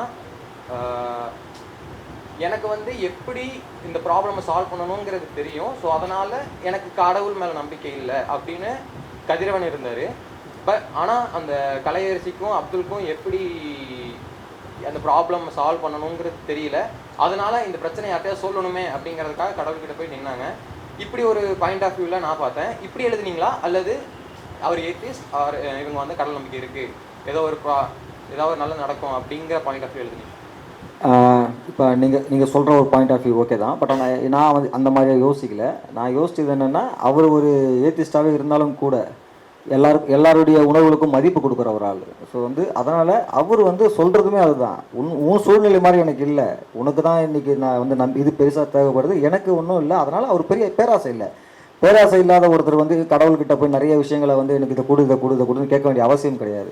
ஸோ அதனால் அவர் அதில் இருக்கார். உங்களுக்கு ப்ராப்ளம் இருக்குது, நீங்கள் போய் இது பண்ணுங்கன்னு சொல்கிறாரு. ஆனால் அதே நேரம் தான் இந்த பொண்ணு கூப்பிடும்போது உள்ளே வராரு, வந்து அந்த பொண்ணுக்கிட்ட பேசுகிறாரு. ஸோ அதனால் வந்து அதுதான் நம்ம அப்படி தான் பண்ணோம். வணக்கம் சார், என்னோட பேர் பொற்கொடி. நான் வந்து எழுத்தாளர், திரைப்பட வசனகர்த்தா. முதல்ல இவ்வளோ அற்புதமான ஒரு படத்தை கொடுத்ததுக்காக உங்களுக்கு ரொம்ப ரொம்ப நன்றி. தமிழ் சினிமாவை உயர்த்தி பிடிச்சிருக்கீங்க. இன்னொன்று அந்த தியேட்டரில் பார்க்கும்போது ஃபுல் ஆடியன்ஸு எல்லாரும் எழுந்து நின்று கிளாப் பண்ணது, அந்த ஃபீலு எல்லாமே ரொம்ப நல்லா இருந்தது. ரொம்ப நாளைக்கு அப்புறம் இப்படி ஒரு தமிழ் படம் பார்க்குறோம். ரொம்ப ரொம்ப நன்றி இப்படி ஒரு தமிழ் படம் கொடுத்ததுக்கு. ஆக்சுவலாக வந்து நீங்கள் பெயரில் வந்து ரொம்ப இதுவாக இருக்கீங்க, இன்டென்ட்டாக இருக்கீங்க. உங்கள் பேரே வந்து அம்மாவோட பேரை பின்னாடி வச்சுருக்கீங்க, அதுக்கும் ஹேட்ஸ் ஆஃப். அப்புறமா வந்து அந்த பேர் அப்துல் ரஃப் அண்ட் இன்னொரு பேர் வந்து ரத்னவேல் பாண்டியன், அதுவும் ஒரு குறிப்பாக தான் வச்சுருக்கீங்கல்ல சார்? ஆமாம் ஆமாம் இல்லையா? அந்த உண்மையாகவே இருந்த நீதிபதியை இது பண்ணி தான் வச்சுருக்கீங்க. அப்படி இருக்கும்போது படத்தோட பேர் மட்டும் ஏன் சார் நீங்கள் ஒரிஜினலாக வைக்கல? ஒரிஜினல்னா கோவில். ஐ மீன் ஏற்கனவே சிறைன்னு ஒரு படம் வந்திருக்கேன் சார். வந்திருக்கு. இல்லை, நாங்கள் இந்த படத்துக்கு எஸ் கார்டன் தான் வச்சோம். முதல்ல எஸ் கார்டுன்றது வந்து பல மீனிங் இருக்குது, ஆங்கிலத்தில் இருக்குது. அது ஆங்கிலத்தில் இருந்தாலும் பல மீனிங்கில் இருக்குது. இது வந்து காவல்துறையினுடைய ஒரு வேலை. எஸ் கார்டுன்றது காவல்துறையில் இருக்க நம்ம ஏஆர் போலீஸுடைய ஒரு வேலை. ஸோ ஆனால் இங்கே சமூகத்தில் வேறு மாதிரி அது புரிஞ்சிக்கப்படுது எஸ் கார்டுன்றது. ஸோ அதனால் அதை வேண்டான்னு முடிவு பண்ணோம். அப்போது அது சார்ந்து ஏதாவது ஒன்று பண்ணலான்னா சிறைன்றது வந்து வெறும் குற்றவாளிகளால் மட்டும் நிரப்பப்பட்ட இடம் கிடையாது. இந்த மாதிரியான விசாரணை கைதிகள் பல பேர் இருக்காங்க. அது ஒரு எல்லாருமே இருக்காங்க உள்ள. நிரபராதிகளும் வந்து உள்ளே இருக்காங்க, வாய்தா வந்து ஜாமீன் எடுக்க முடியாத ஆட்கள் உள்ளே இருக்காங்க. நீங்கள் அதனால் அது ஒரு மாதிரியான ஒரு இதுவாக இருக்கிறதுனால எனக்கு அப்படி தோணுச்சு அது. ஸோ அதனால் வந்து சிறைன்னு வைக்கல. அப்போ அந்த சிறைன்ற பேரையும் நான் வைக்கல, சிறைன்றதும் நான் இல்லை. எங்களுக்கு நிறைய இது எடுத்துக்கிட்டே இருந்தோம். அப்போது உதவி இயக்குனரில் ஒருத்தர் சொன்னார், எங்கள் இதுலேயே வந்து அவர் கோ டைரக்டராக இருக்கார், அவர் வந்து ஒன்று சொன்னார், சிறை வச்சா நல்லாயிருக்கும் சார்னு. ஸோ அப்போ ப்ரொடக்ஷன்லேயே பேசி அது சிறைன்னு வச்சோம். வேறு ஒன்று. தேங்க்யூ. தேங்க்ஸ்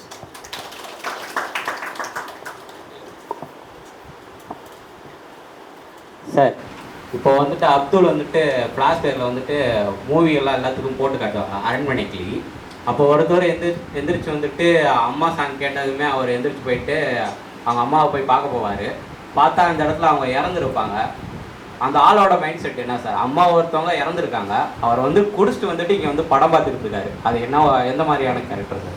சாதாரண நிலை தான்ப்பா நம்ம.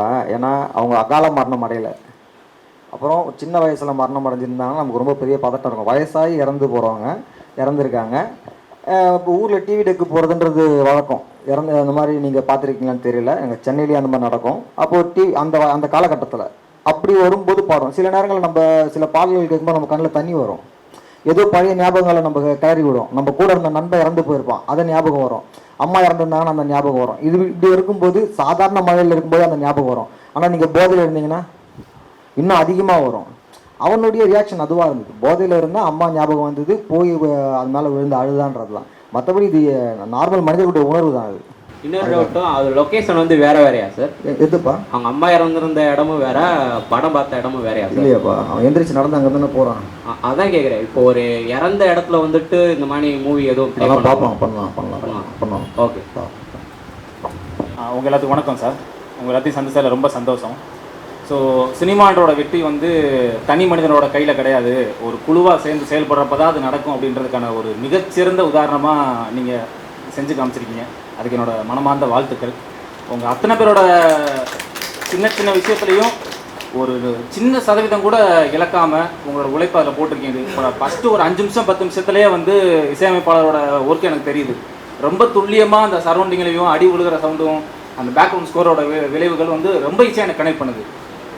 நம்ம இவர் ஒளிப்பதிவாரை பார்க்குறப்பையும் எவ்வளவோ படங்களில் மேட்ச் கட் பார்த்துருக்கோம். நம்ம சும்மா என்ன செய்வாங்க, சூரியனை காப்பாங்க, அடுத்த வேறு சீன் போவோம், சில கண்ணை காமிச்சிட்டு மேட்ச் கட் போவோம். கைகளை வச்சு மேட்ச் கட்டாங்க அப்படி பார்த்து மிரண்டுக்கிட்டு இருக்கேன். என்னன்னா கைகளை வச்சு மேட்ச் கட்டினாங்க, அடுத்த சீனுக்கும் ஃப்ளாஷ்பேக் அடுத்து நகர்ந்துருப்பாரு. அவரும் எந்த இதுலையும் தன்னோட உழைப்பை எந்த அளவுக்கு கொடுக்க முடியுமோ அதை சூப்பராக கொடுத்துருக்குறாரு. நம்ம ஆர்ட் ஆக்டர் பார்க்குறப்பையும் அந்த கேதன் வீட்டில் வந்து டிவி டெக்குக்கு பின்னாடி தம்பி வந்து வயரை மாற்றி விடாப்பா அப்துல்லா. பெரும்பாலும் அந்த டெக்கு முன்னாடி டிவியில் சொருகிற மாதிரி தான் இருக்கும், பட் அதில் வந்து இன்சுலேஷன் டேப் அடிச்சு வச்சிருப்பாரு. நான் அப்படி அதை பார்த்துட்டு மிரள்றேன், என்னது அது இவ்வளவு துல்லியமாக கொடுக்க முடியுமா ஆர்ட் டிபார்ட்மெண்ட்டில் அப்படின்னு சொல்லிட்டு எனக்கு அந்த விஷயம் அவ்வளோ ஒரு பிரமிப்பாக இருந்தது. உங்களோட ஸ்க்ரீன் பிளே பார்க்குறப்பையும் அந்த அப்துல்லா வந்து கோர்ட்டை விட்டு வெளியில் ஓடி வந்து அந்த விஷயம் நடந்திருந்தாங்க, அந்த கோவில்கிட்ட நடந்திருந்தால் மட்டும்தான் கலையரசி பஸ்லேருந்து வெளியில் பார்த்துருப்பாங்களோ. ஒருவேளை வேற எங்கே இருந்திருந்தாலும் கலையரசி வந்து பஸ்ஸில் வந்து போ அவங்க அடுத்து நடக்க போகிற விஷயத்தை நினச்சி சந்தோஷப்பட்டுட்டு இருந்திருக்கலாம். இல்லை நைட்டு நடந்த துக்கத்தினால தூங்காமல் இருந்து தூங்கியிருக்கலாம் பஸ்ஸில். பட் அவன் அந்த கோயில்கிட்ட வரப்போ கண்டிப்பாக ஓகே கோவில்ன்றது அவள் சைக்காலஜிக்கலாக அந்த இடத்துல கனெக்ட் ஆவா, அந்த அப்போ வெளியில தான் பஸ்ஸு வெளியில் பார்த்து ஆகணுன்றது ஒரு ஸ்க்ரீன் பிளேயோட ஒரு மேஜிக் அது ஆக்சுவலாக. அப்போ அந்த இடத்துல அவன் வந்து அவள் பாப்பான்னு ஓடி வரல, ஒருவேளை அவன் இருப்பானான்னு ஓடி வரான். அப்போ இது எல்லாமே வந்து ஒரு 100% வந்து கரெக்டாக இணையக்கூடிய ஒரு புள்ளி மாதிரி அந்த இடத்துல உருவாக்கியிருக்கீங்க. ஸ்க்ரீன் பிளேயில் உங்களோட மேஜிக் அந்த இடத்துல நடந்திருக்கு. உங்கள் எல்லாருக்கும் என்னோட மனமார்ந்த நன்றிகள், வாழ்த்துக்கள் எல்லாமே. நன்றி நன்றி. அப்புறம் நீங்கள் சொன்னீங்கல்ல, இது வந்து பிளான்லாம் பண்ணல சரிங்களா. இப்போ நீங்களாம் ஒன்று சொல்கிறீங்க, அது இந்த கதைக்கு பொருத்தமாக இருக்குது, கரெக்டாக, அது ரொம்ப நல்ல விஷயம். பட் ஆனால் நாங்கள் பிளான் பண்ணது வந்து அந்த கோயிலுக்கு போன கொஞ்சம் தொலைவில் வந்து அவன் மாட்டிக்கிட்டான்றதான் நாங்கள் பிளான் பண்ணோம். ஸோ நீங்கள் பண்ணது, நீங்கள் சொன்னது ரொம்ப நல்லா இருந்துச்சு. அதனால தான் சொல்கிறது, ஒரு கதையை அதுவாக தன்னை அமைச்சிக்கோன்னு சொல்கிறது இருக்குல்ல. எல்லாருமே டீமாக வேலை பார்த்தோம், எல்லாம் அந்த கதைக்கு நேர்மையாக நீங்கள் எழுதுறீங்க, நேர்மையாக எடுக்கிறீங்க அப்படின்னா இது எல்லாமே நடக்கும்போது நீங்கள் ஒன்று பார்த்து எனக்கு சொல்லும்போது இப்போ எனக்கு அது புதுசாக இருக்குது. ஓ ரைட்டு, ஓகே, கோயிலாண்டு இருந்து கோயில் பக்கத்தில் போய் மாட்டிக்கிட்டான், அப்போ அந்த பொண்ணு தூங்காமல் ரொம்ப அங்கே பார்த்துருக்கா கோயிலாண்ட. இது நடக்கிறது இல்லை, இது வந்து ரொம்ப சந்தோஷமான விஷயம் தான். ஆனால் நாங்கள் அதை பிளான் பண்ணல, ஸோ வந்து இது நடந்தது, அவ்வளோதான். நன்றி. ஆக்சுவலாக வந்து இப்போது கதைகளே வந்து 2 விதமாக பண்ணுறாங்க. ஆக்சுவலாக ஒரு சில பேர் அனுபவப்பட்டு அதை கதைகளாக மாற்றி அதுலேருந்து ஸ்க்ரீன் பிளே வடிவமைச்சு படத்துக்காக வருது. சில கதைகள் செய்திகளாக வந்து ரிசீவ் ஆகி அதுக்கப்புறம் அது கதை வடிவமைப்புக்குள்ளே போய் அப்புறம் படமாகுது. ஸோ இந்த 2 வித்தியாசத்தில் எது வந்து சிறந்த ஸ்க்ரீன் பிளே அமைக்கிறதுக்கு ஒரு சரியான இதாக இருக்கும்னு நினைக்கிறீங்க? எதுவுமே வந்து நீங்கள் அதை அணுகிற முறையில் தான் இருக்குது. ஒரு ரைட்டர், ஒரு டைரக்டராக நீங்கள் எப்படி அதை அணுக போறீங்கன்றது தான் இருக்குது. எது அதாவது உண்மைக்கு நெருக்கமாக போய் எதை எடுக்கிறீங்கன்றது தான் இருக்குது. ஒரு பத்திரிகையில் வர செய்தியை ஃபாலோ பண்ணி போய் உண்மைக்கு நெருக்கமான சீக்வன்ஸும் எடுக்க முடியும். ரொம்ப பாதிக்கப்பட்ட ஒருத்தங்க பக்கத்தில் நம்ம சொன்னதை கேட்டும் நீங்கள் ஒரு நெருக்கமான ஒரு விஷயத்தை எடுக்க முடியும். ஸோ ஆனால் அந்த படைப்பாளி அது பக்கத்தில் போய் பார்க்குற அவருடைய நோக்கம் என்னவா இருக்குது, அவருடைய ஃபோக்கஸ் என்னவா இருக்குது, அவர் எதை வாட்ச் பண்ண போயிருக்காரு. வெறும் அந்த கேரக்டர் மட்டும் கிடைச்சா போதும், மற்ற சம்பவங்களை நான் எழுதிடுவேன் அப்படின்னு போகிறாரா, இல்லை அந்த சம்பவத்தின் பின்னாடி என்னென்னலாம் நடந்திருக்குன்றத ஆர்வத்தோடு போய் பார்க்குறாரான்ருக்குல்ல. அதுதான் நம்ம உங்களுடைய நோக்கம் என்னவோ அந்த நோக்கத்துக்காக தான் நீங்கள் அதை பண்ண போகிறீங்க. அது பேப்பரில் இருந்தாலும் சரி, நிஜ மனிதர்களை போய் நேரில் பார்த்தாலும் சரி, அது நீங்கள் உங்கள் நோக்கத்தோடு போய் பார்க்குறது தான் இருக்குது. நம்மளுடைய பார்வை தான். Thank you so much. நன்றி நன்றி. வணக்கம், என் பேர் ஆஸ்டின். ஃபஸ்ட்டு எனக்கு படம் ஃபுல்லாகவே ரொம்ப பிடிச்சிச்சு, எல்லாருக்கும் பிடிச்ச மாதிரி. எனக்கு வந்து இந்த படத்தில் வந்து கிளைமேக்ஸ் நீங்கள் அந்த எல்லாருக்கும் அந்த ஃபீல் குட்டாக முடிச்சது வந்து ஒரு மேஜிக்கு. இது வந்து கடைசியாக வந்து லாஸ்ட்டாக வந்து கடைசி விவசாயி படத்தில் வந்து இதை நீங்கள் பார்த்துப்பீங்க. அந்த நல்லாண்டி அவர் வந்து படுத்திருப்பார், அவர் ஆல்மோஸ்ட் இறந்துட்டாருங்கிற எல்லோரும் நினச்சிட்டு ஒரு மாதிரி மூடு மாறி இருக்கும். டக்குன்னு ஒரு வித்தின் செகண்ட்ஸில் வந்து மூட் ஷிஃப்ட் ஆகி அவர் உயிரோடு தான் இருக்குங்கிறப்ப மூடு மாறும். இங்கேயும் கிட்டத்தட்ட ஆல்மோஸ்ட் இவங்க கதையெல்லாம் முடிஞ்சிருச்சு அப்படிங்கிற மாதிரி. நானும் ஆல்ரெடி தமிழ் வேறு ரைட்டராக இருக்கார், அதனால் ஏதோ பேட் ரைட்டிங் தான் முடிய போகுது, மன உளைச்சலோட போக போகிறோம்னு நினச்சிருந்தேன். ஆனால் அந்த ஃபீல் குட்டாக முடிச்சது ரொம்ப நல்லா இருந்துச்சு. இது வந்து ஸ்டோரியிலே இருந்துச்சா இல்லை ஸ்க்ரீன் பிளேயில் வந்து மாற்றினீங்களா? ஸ்க்ரீன் பிளேயில் மாற்றணும், ஸ்டோரியில் அப்படி இல்லை. நிஜத்தில் அவங்க ஓகே, நிஜத்தில் அவங்க நல்லா தான் இருக்காங்க நான் நம்புகிறேன். ஏன்னா வந்து இது வந்து நம்ம சொல்கிறேன் 96களில் நடந்த கதைன்றதுனால ஒரு காலகட்டத்தில் அவர் எஸ்கார்ட் போன டைமில் அவங்கள கூட்டிகிட்டு போனது வந்ததெல்லாம் இருந்தது. அதுக்கப்புறமா என்ன நடந்ததுன்னு தெரியல. இப்போ அந்த ஜட்ஜுக்கிட்ட காலில் விழ வச்சதெல்லாம் அவர் பண்ணது தான், ரியல் லைஃப்பில் அவர் பண்ணது தான். அதை பண்ணி அவங்க வெளியே வந்து அடுத்த வாய்தால விடுதலை நான் உங்களுக்கு என்னன்னு பார்க்குறேன்னு சொன்ன வரைக்கும் ஓகே தான். ஆனால் அதுக்கப்புறம் அவர் வந்து தான் டியூட்டிக்கு போயிட்டார். அடுத்து இந்த பையனை ஜெயிலுக்கு கொடுத்துட்டு அவர் டியூட்டிக்கு போயிட்டார். அதுக்கப்புறமா என்ன நடந்துச்சுன்னு தெரியல. அவரால் திரும்ப போக முடியல. ஏன்னா சினிமாவில் மட்டும்தான் அடுத்த ஷாட்டை நம்ம வந்து அங்கே போயிடுவோம், அடுத்த வாய்தா நாங்கள் போயிடுவோம். ஆனால் நிஜத்தில் வந்து 3 மாதம் 4 மாதம், அந்த 4 மாதம் இடைப்பட்ட கேப் இருக்குல்ல, அந்த காலகட்டத்தில் யாருக்குன்னாலும் நடக்கலாம். ஸோ அவர் அப்படி போயிட்டார். இந்த பையனுக்கு என்ன ஆச்சுன்னு தெரியல. அப்போ வந்து எனக்கு என்னவா இருந்துச்சுன்னா, எல்லாருக்கும் ஒரு ஹோப் மனநிலை வேணும். நீதித்துறை மேலேயும் நமக்கு ஹோப் வேணும், காவல்துறை மேலேயும் ஹோப் வேணும். ஸோ அப்புறம் வந்து ஒரு கலையரசி வந்து 5 வருஷமாக இந்த பையனுக்காக வெயிட் பண்ணுறான்ற அவள் ஒரு நம்பிக்கையோட போய் காத்திருக்கா. அது வந்து அப்போ சேர்ந்து வாங்கணும்னு ஆசைப்பட்றோம். அந்த பையனும் ஒரு 5 வருஷமாக வர ஆசைப்பட்றோம். கதிரவனும் இவங்க 2 பேரும் நல்லா இருக்கணும்னு நினைக்கிறேன், ஆசைப்பட்றோம். ஸோ இப்படி ஆசைப்படுறதுனால பார்க்குற அவங்களுக்கும் மனநிலையாகவே ஆடியன்ஸாக பார்க்குற எல்லாருக்குமே வந்து இவங்க 2 பேர் சேர்ந்தால் நல்லா இருக்கும்னு தோணுது. ஸோ அதுதான் வந்து நம்ம அதை பிரதிபலிக்கிறோம். அப்புறம் நிஜத்தில் அவங்க உண்மையே வந்து நல்லா வாழ்ந்துட்டு இருக்கலாம், ரொம்ப சந்தோஷமாக இருக்கலாம். நம்ம ஏன் சாகடிக்கணும்? ஸோ அதுக்காக தான். நன்றி. அப்புறம் இன்னும் படம் முழுசாகவே பொலிட்டிக்கலி சவுண்டாக நிறைய சீன்ஸ் இருந்துச்சு. அதில் ஒரு அப்ரப்டாக இல்லாமல் ஒரு சப்டிலாக இருந்த சீன் வந்து அந்த உள்ள தொழுகை பண்ணுறப்போ வந்து ஒரு ஆஃபீஸர் கேட்பாரு, இதெல்லாம் கோர்ட்டில் அலௌட் இல்லையே, என்ன புதுசாக பண்ணுறீங்க. ஆனால் அதே ஃப்ரேமில் இவன் தொழுகை பண்ணுற அதே ஃப்ரேமில் தான் அவங்க சாமி கும்பிட்டுருப்பாங்க. சப்போஸ் கடவுள் வழிபாடு வந்து பண்ணக்கூடாதுன்னா சாமியும் தான் கும்பிடக்கூடாது, தொழுகை மட்டும் தடை பண்ணக்கூடாது. அதையும் வந்து சப்டிலாக இருந்துச்சு, அதில் நேராக சொல்ல அதை பார்க்குறப்ப எனக்கு புரிஞ்சுது. நீ வந்து தொழுகை பண்ணுறதை கேட்குறேன்னா அதே நேரத்தில் அங்கே சாமி கும்பிட்றவங்களையும் கேள்வி கேட்கணும்ல. அப்போ வந்து அதுதான் அந்த அப்ரெஷன் அப்படிங்கிறதும் சப்டிலாக இருந்துச்சு. அந்த சீன் நல்லா இருந்துச்சு. தென் படம் முழுக்க வந்து ஆக்ஷன் வந்து ரொம்ப ரொம்ப இதாக இருந்துச்சு. எனக்கு டவுட், உண்மையாகவே அவங்க அடித்தாங்களா இல்லைன்னா அடிக்கிற மாதிரி ஆக்ஷன் தான் பண்ணாங்களா? நிறைய சீன்ஸில் அந்த ஹீரோயின் அடி வாங்குறது, கிராமத்தில் நடக்கிற விஷயங்கள், கன்னத்தில் அரைக்கிறது, இதெல்லாம் உண்மையாகவே அரைஞ்சாங்களா இல்லை எப்படியோ பண்ணி க்ளோஸ் டு ரியாலிட்டி கொண்டு வந்தீங்களா? இல்லை, உண்மையிலேயே சில விஷயங்கள்லாம் நம்ம நெருக்கமாக பண்ணி தான் ஆக வேண்டியது இருக்குது. இப்போ வந்து ஸ்டண்ட் மாஸ்டர் வந்து பிசி ஸ்டண்ட்டுன்னு சொல்லிட்டு அவர் பிரபு மாஸ்டர், அவர் தான் அதை பண்ணார். பஸ் சீக்வன்ஸ்லாம் ரொம்ப அவ்வளோ பக்காவாக இதுவாக இருக்குன்னா அவருடைய கான்ட்ரிபியூஷன் அவ்வளோ ரொம்ப முக்கியம். ஏன்னா அவர் அவ்வளோ இறங்கி வேலை பார்த்தாரு. அதே மாதிரி இந்த மற்ற ஊர்களில் நடக்கிற ஃபைட்டு, ஸோ இப்போ வந்து நம்ம எவ்வளோ என்னென்னா ஊரில் நடக்கும்போது நம்ம பார்த்துருப்போம், அடிச்சுக்கிட்டு உருளுவாங்க. நடிகர்கள்கிட்ட முன்னாடியே சொல்லிட்டோம், ஸோ இப்படி தான் இருக்கும், கொஞ்சம் அட்ஜஸ்ட் பண்ணிக்கோங்க அப்படின்னு. அப்போ அவங்களும் அதை சப்போர்ட் பண்ணாங்க. அதுதான் சொல்கிறது, நம்ம வந்து அதே நேரம் அது வந்து சேஃப்டி ரொம்ப முக்கியம். நம்ம ஒரு படைப்பாளி நம்ம ஒன்று சொல்லலாம், என்ன வேணால் பண்ணலாம், ஆனால் வந்து அங்கே வந்து நடிகர்களுக்கு ஏதாவது ஒன்று ஆயிடுச்சுனாக்கா அடுத்து நீங்கள் வந்து ஷூட்டிங் பண்ண முடியாது. அது ரொம்ப முக்கியம். இப்போ வந்து தயாரிப்பாளருக்கு பெரிய இதுவாகிடும். ஸோ அப்போ நம்ம அதையும் கன்சிடர் பண்ணணும். அப்போ அப்படியே அதெல்லாம் பார்த்து தான் நம்ம அதை பண்ணோம். அதுக்கும் இப்போ வந்து ஸ்டன்ஸ் மாஸ்டர் வந்து அவர் பிசி வந்து ரொம்ப சிறப்பாக அதை பண்ணி கொடுத்தாரு. அது கண்டத்தில் அடி வாங்கத்தான் வந்து நிஜம்தான். ஏன்னா நீங்கள் பார்த்தீங்கன்னாலே தெரியும், அப்படியே ஒட்டி இருக்கும். ஸோ ஏன்னா வந்து 4 டேக் 5 டேக் அடி வாங்குறதுக்கு ஒரே டேக்கில் அடி வாங்கிடலாம். அதான் அந்த பாப்பாவே கேட்டு அடி வாங்குறது தான், என்ன அடிச்சிருங்கன்னு. எல்லாருக்கும் நன்றி, அந்த நடிகர்களுக்கு நன்றி. அப்புறம் இன்னொரு டவுட், மேட்ச் கட் நிறையா இருந்துச்சு, ஃப்ளாஷ்பேக் டு ப்ரெசன்ட்டு. அந்த மேட்ச் கட் வந்து ஸ்கிரிப்ட் லெவலில் இது பண்ணாதா இல்லைன்னா ஷூட்டிங்க்கு முன்னாடி சினிமாட்டோகிராஃபரோட டிஸ்கஸ் பண்ணிவிட்டு இந்த மாதிரி பண்ணலான்னு இருந்ததா? எந்த ஸ்டேஜில் டிசைட் பண்ணியாச்சு? இல்லை, நாங்கள் முதல்ல உட்காந்து பேசிட்டோம். எனக்கு எப்போதும் என்னென்னா ஸ்கிரிப்ட் லெவலில் யார் கூட என்னால் பேச முடியாது. ஏன்னா நிறைய பேருடைய கான்ட்ரிபியூஷன் உள்ளே வர வர நீங்கள் ஸ்கிரிப்டில் குழம்பிடுவீங்க. நம்ம முதல்ல என்ன பண்ணோன்னா ரைட்டரும் ஆஸ் எ டேரக்டராக நாங்கள் ரெண்டு பேரும் உட்காந்து முதல்ல ஒரு ஸ்கிரிப்டை முடிச்சுட்டு அதை எடிட்டரோட நான் உட்காந்தேன். எடிட்டரோட உட்காந்து எப்படி இருக்கலாம் நம்ம வந்து அதை ஸ்கிரிப்டை எடிட் பண்ணிட்டோம். ஸ்கிரிப்டில் எடிட் பண்ணும்போது இன்னும் ஈஸியாக இருந்துச்சு. ரிப்பீட்டேஷன் சீன்லாம் போயிருச்சு, வெளியே தேவையில்லாத சீன்லாம் வெளியே போயிருச்சு. அப்போ எனக்கு என்ன இருக்குன்னா, இத்தனை நாள் இருந்தால் போதும், இந்த படத்தை முடிச்சிடலான்னு ஒன்று இருக்கும். ஸோ இப்போ இதை வந்து நானும் அவரும் ஒரு விஷயத்த பண்ணிட்டோம். இப்போ இதை பண்ணதுக்கப்புறமா இதை மற்ற டெக்னீஷியன்ஸ் கிட்ட கொடுக்கணும்.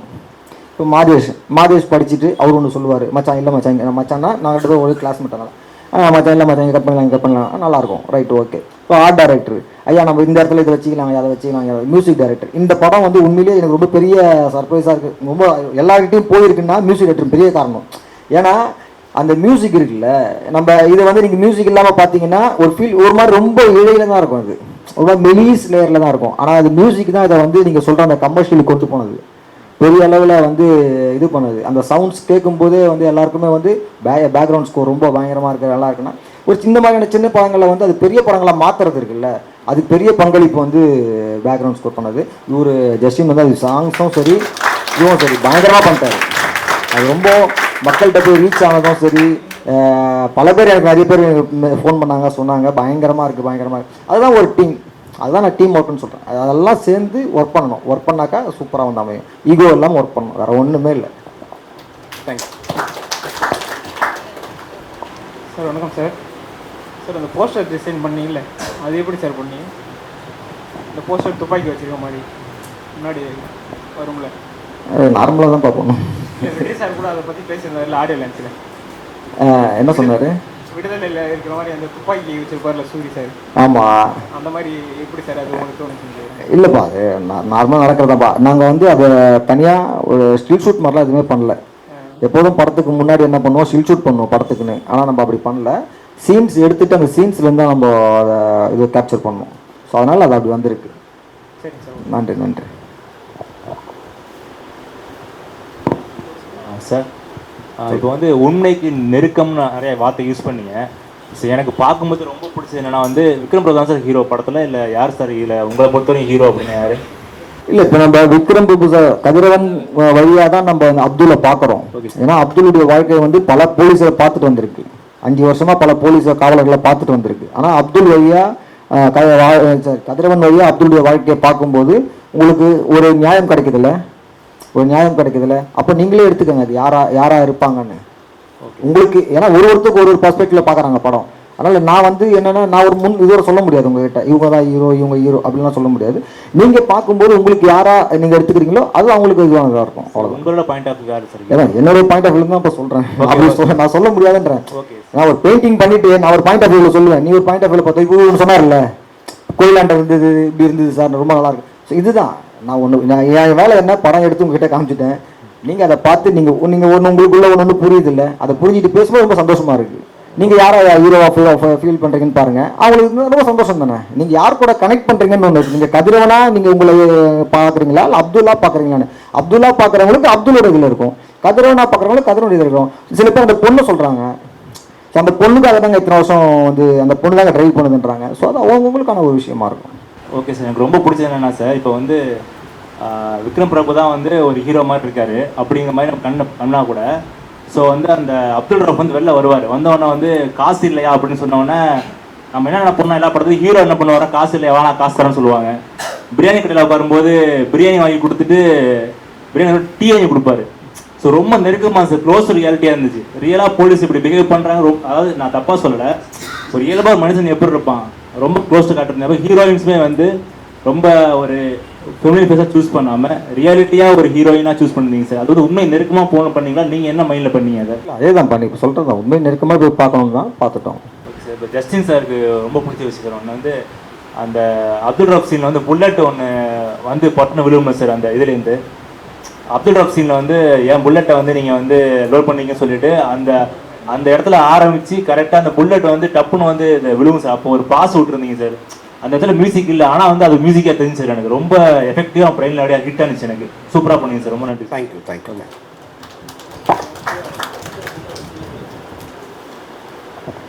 ஒரு நிமிஷம். இப்போ நம்ம இந்த படத்தில் வந்து பார்த்தீங்கன்னா ஏஆர் ஆஃபீஸு, போலீஸ் ஸ்டேஷனு, அப்புறம் வந்து பார்த்தீங்கன்னா சில இடங்களில் வந்து டே எஃபெக்ட்லேயே ஐயா நம்ம மாதேஷ் மார்னிங் வந்து பார்த்தீங்கன்னா நைட் எஃபெக்ட் பண்ணாருங்க. அவர் வந்து அவ்வளோ அற்புதமாக அதை பண்ணியிருந்தார்.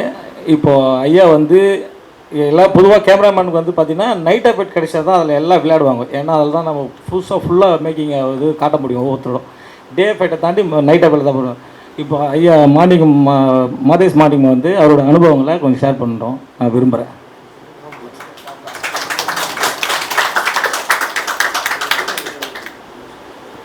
என்ன சொல்கிறேன் நீங்கள்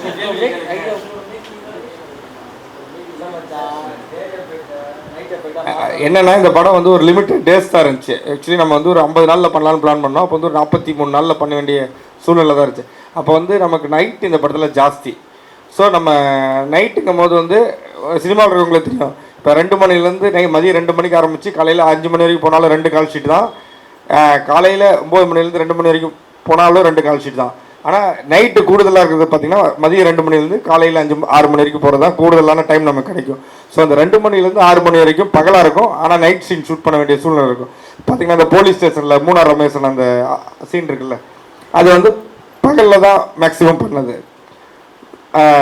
ஃபஸ்ட்டு விக்ரம் பிரபு சார் வர்றது, அந்த பையனை ஒரு ரூமுக்குள்ளே வச்சு அடிப்பாங்கல்ல, 8 பேர் வந்து விலைக்கு வருவார்கள், அதெல்லாம் பகலில் நைட் எஃபெக்ட் ஷூட் பண்ணோம். ஸோ நம்ம நைட்டில் தான் பண்ணணும் எனக்கும் ஆசை, அதுதான் முறையும் கூட. பட் நமக்கு லிமிட்டட் பட்ஜெட்ஸ் இருக்கும்போது அது ஒன்றும் பண்ண முடியாது, தவிர்க்கவும் முடியாது. அதே டைமில் வந்து அதை பண்ணாமலே விட்டால் டைரக்டருக்கும் நம்பர் ஆஃப் டேஸ் அதிகமாகிடும், ப்ரொடக்ஷனுக்கும்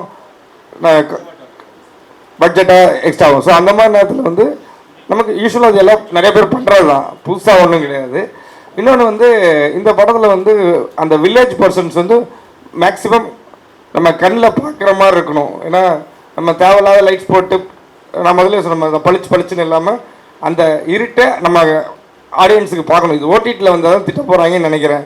ஏன்னா ஓடிடியில் பார்க்கும்போது இந்த டியூப்லைட் வெளிச்சத்தில் பார்த்துட்டு என்ன இருட்டாக இருக்குன்ட்டு ஒரே வாரத்தில் முடிச்சுட்டு போயிடுவாங்க. இப்போ தேட்டரில் பார்க்குற வரைக்கும் எனக்கு சேஃபு, ஓடிடியில் வந்தப்போ தான் அங்கே திட்ட போகிறாங்க, ஏன்னா மூஞ்சே தெரிலன்னு. அதெல்லாம் ஓடிடியில் வந்ததுக்கப்புறம் தான் பார்க்கணும். கமெண்ட்ஸை கழுவி ஊற்றுவாங்கன்னு நினைக்கிறேன், பார்ப்போம். இப்போ என்ன சார் விஷயம்னா, நம்ம ஆர்கே செல்மணி சார் வந்து ஒரு விஷயம் சொல்லியிருந்தார். அவர் வந்து இத்தனை காலம் வரலாற்றில் முஸ்லீம்கள் வந்து தீவிரவாதியாகவும் வந்து ஒரு ரவுடியாகவும் ஒரு அப்படி குடும்பக்காரனாகவும் அப்படி தான் காட்டியிருப்பாங்க. ஆனால் நான் வந்து இன்றைக்கும் வந்து ஒரு யதார்த்த ஒரு மனுஷனோட வாழ்க்கையை எத்தனை கால சினிமாவில் ஒரு முஸ்லீமை வந்து ஒரு ஹீரோவை காட்டியிருக்காருன்னு சொல்லி என்னோட பாயிண்ட் ஆஃப் வியூ நான் வந்து இப்போ அந்த பையனை தான் நான் ஹீரோவாக நினைக்கிறேன். அப்படி இருக்கிற பட்சத்தில் அவன் வந்து இன்னைக்கு அவனோட ஒரு கொள்கை, அவனோட அன்பு, அடுத்தவங்களுக்கு போய் உதவி செய்கிற அந்த பணப்பான்மை காட்டிக்கிறீங்க. அது எல்லாருமே வந்து முஸ்லீம் சமுதாயம் நிறைய பேர் சினிமாவுக்கு கூட்டமாக வந்து நான் பார்த்ததில்லை. அவ்வளோ பேர் தேட்டருக்கு வந்தாங்க. அதே மாதிரி அவர் காதர் பாஷான்னு சொல்லிட்டு அந்த காட்டும் போதெல்லாம் அவ்வளோ பேர் எழுந்து கை தட்டினாங்க. இப்போ நாங்களும் சாதாரண கருப்பாக இருக்கிறோம். ஏதோ ஒரு காலத்தில் ஒடுக்கப்பட்டு நாங்கள் இருந்த சுச்சுவேஷனில் இன்றைக்கி வந்து மதத்துக்கு மாறின மாதிரி நாங்கள் பாகிஸ்தான்லேயே எங்கேருந்தே வந்துடல. இந்த மாதிரி சூழ்நிலை தொட்டு காட்டும் போது எல்லாமே என்னால் புரிஞ்சுட்டாங்க. அப்போ என்ன ஒரு சூழ்நிலைனா அந்த பையன் அடிப்பட்டு கிடைக்கிறப்ப அவங்களோட சொந்தக்காரங்க யாருமே அந்த பையனுக்கு முஸ்லீம் சமுதாயம் ஒரு சின்ன பிரச்சனை எல்லாமே ஒன்று கூடுவாங்க, ஒன்று கொண்டா செய்வாங்க. ஏன்னா நம்ம ஒரு தனிப்பட்ட முறையில் இருக்குன்னு சொல்லிட்டு அது ஒரு சின்ன விஷயம் இருக்குது. அதுக்கப்புறம் வந்து சார் மியூசிக் டைரக்டர் கிட்ட ஒரு சின்ன விஷயம், இன்னும் கொஞ்சம் சாங்கு இன்னும் கொஞ்சம் கேட்குற மாதிரி இந்த மைனா அந்த மாதிரி படத்தில் மாதிரி இருந்தாமே எனக்கு உள்ள ஒரு சின்ன ஃபீல். நெக்ஸ்ட் இதில் ட்ரை பண்ணுறோம். Thank you sir.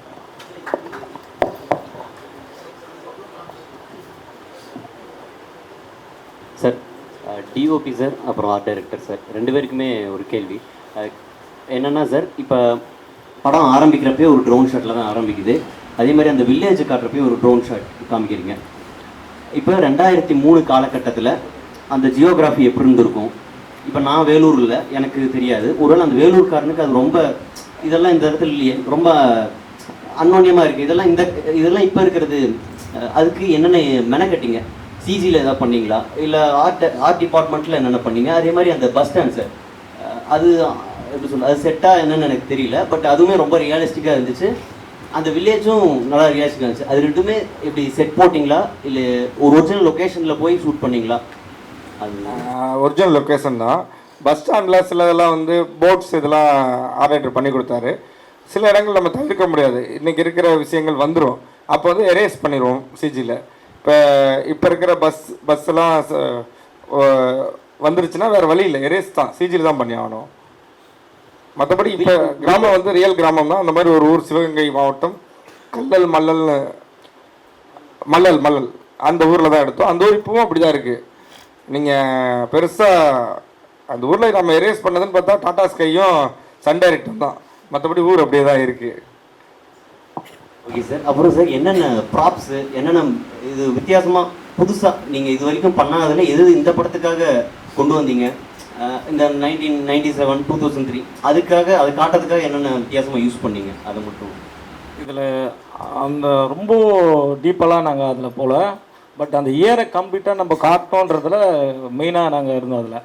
இப்போ அந்த பஸ் ஸ்டாண்ட் எடுத்துட்டிங்கன்னா வேலூர் பஸ் ஸ்டாண்டு ஒரு 3 இடத்துல எடுத்தோம். அதை இன்டீரியர் ஒரு இடத்துல, பஸ் ஸ்டாண்டுக்குள்ளே ஒரு இடம் எடுத்தோம், ஓப்பன் பிளேஸ் வந்து பார்த்து வேலூரில் எடுத்தோம். இப்போ வேலூரில் அந்த காலகட்டத்தில் யார் மினிஸ்டராக இருந்தாங்க, இப்போ எக்ஸாபிஷன் நாங்கள் வந்து எல்லாம் பொதுவாக நம்ம இப்போ சினிமாவில் பார்த்தோன்னா சினிமாஸ் போஸ்ட் அந்த டைமில் எது ரிலீஸ் ஆச்சுன்னு சொல்லிட்டு அதை எக்ஸாபிஷன் பண்ணுவாங்க பெரும்பாலும். ஆனால் நான் அதை எடுக்கலை, அதை நான் மெயினாகவே நான் எடுத்துக்கல. போஸ்டர்ஸ்லாம் நம்ம காட்டி இயரை வந்து நம்ம கம்ப்ளீட் பண்ணக்கூடாது.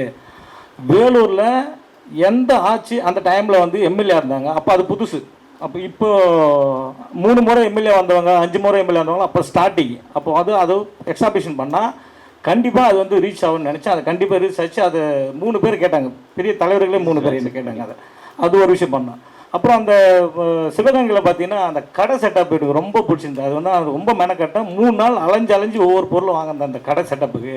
உள்ளே அந்த வீட்டுக்குள்ளே சின்ன சின்ன பொருள் வைக்கிறதுலாம் அதெல்லாம் ரொம்ப மெனக்கட்டு வாங்கிட்டு இருந்தோம். மற்றெல்லாம் வந்து ஆஸ் யூஷுவல் செட்டப், கோர்ட்டு செட்டப்பில் இருக்கிற பொருள் எல்லாமே வந்து நம்ம ஈஸியாக எல்லா படத்தில் பண்ணுறது தானே. பட் ஆனால் அதோட ரிஜிஸ்டர் புக்ஸு அதெல்லாம் வந்து நாங்கள் மெனக்கட்டு நம்ம கூட நம்ம அசிஸ்டன்ட் டைரக்டரில் வந்துட்டு நம்ம அசிஸ்டன்ட் டைரக்டர் எல்லாமே எனக்கு ரொம்ப ஹெல்ப் பண்ணாங்க.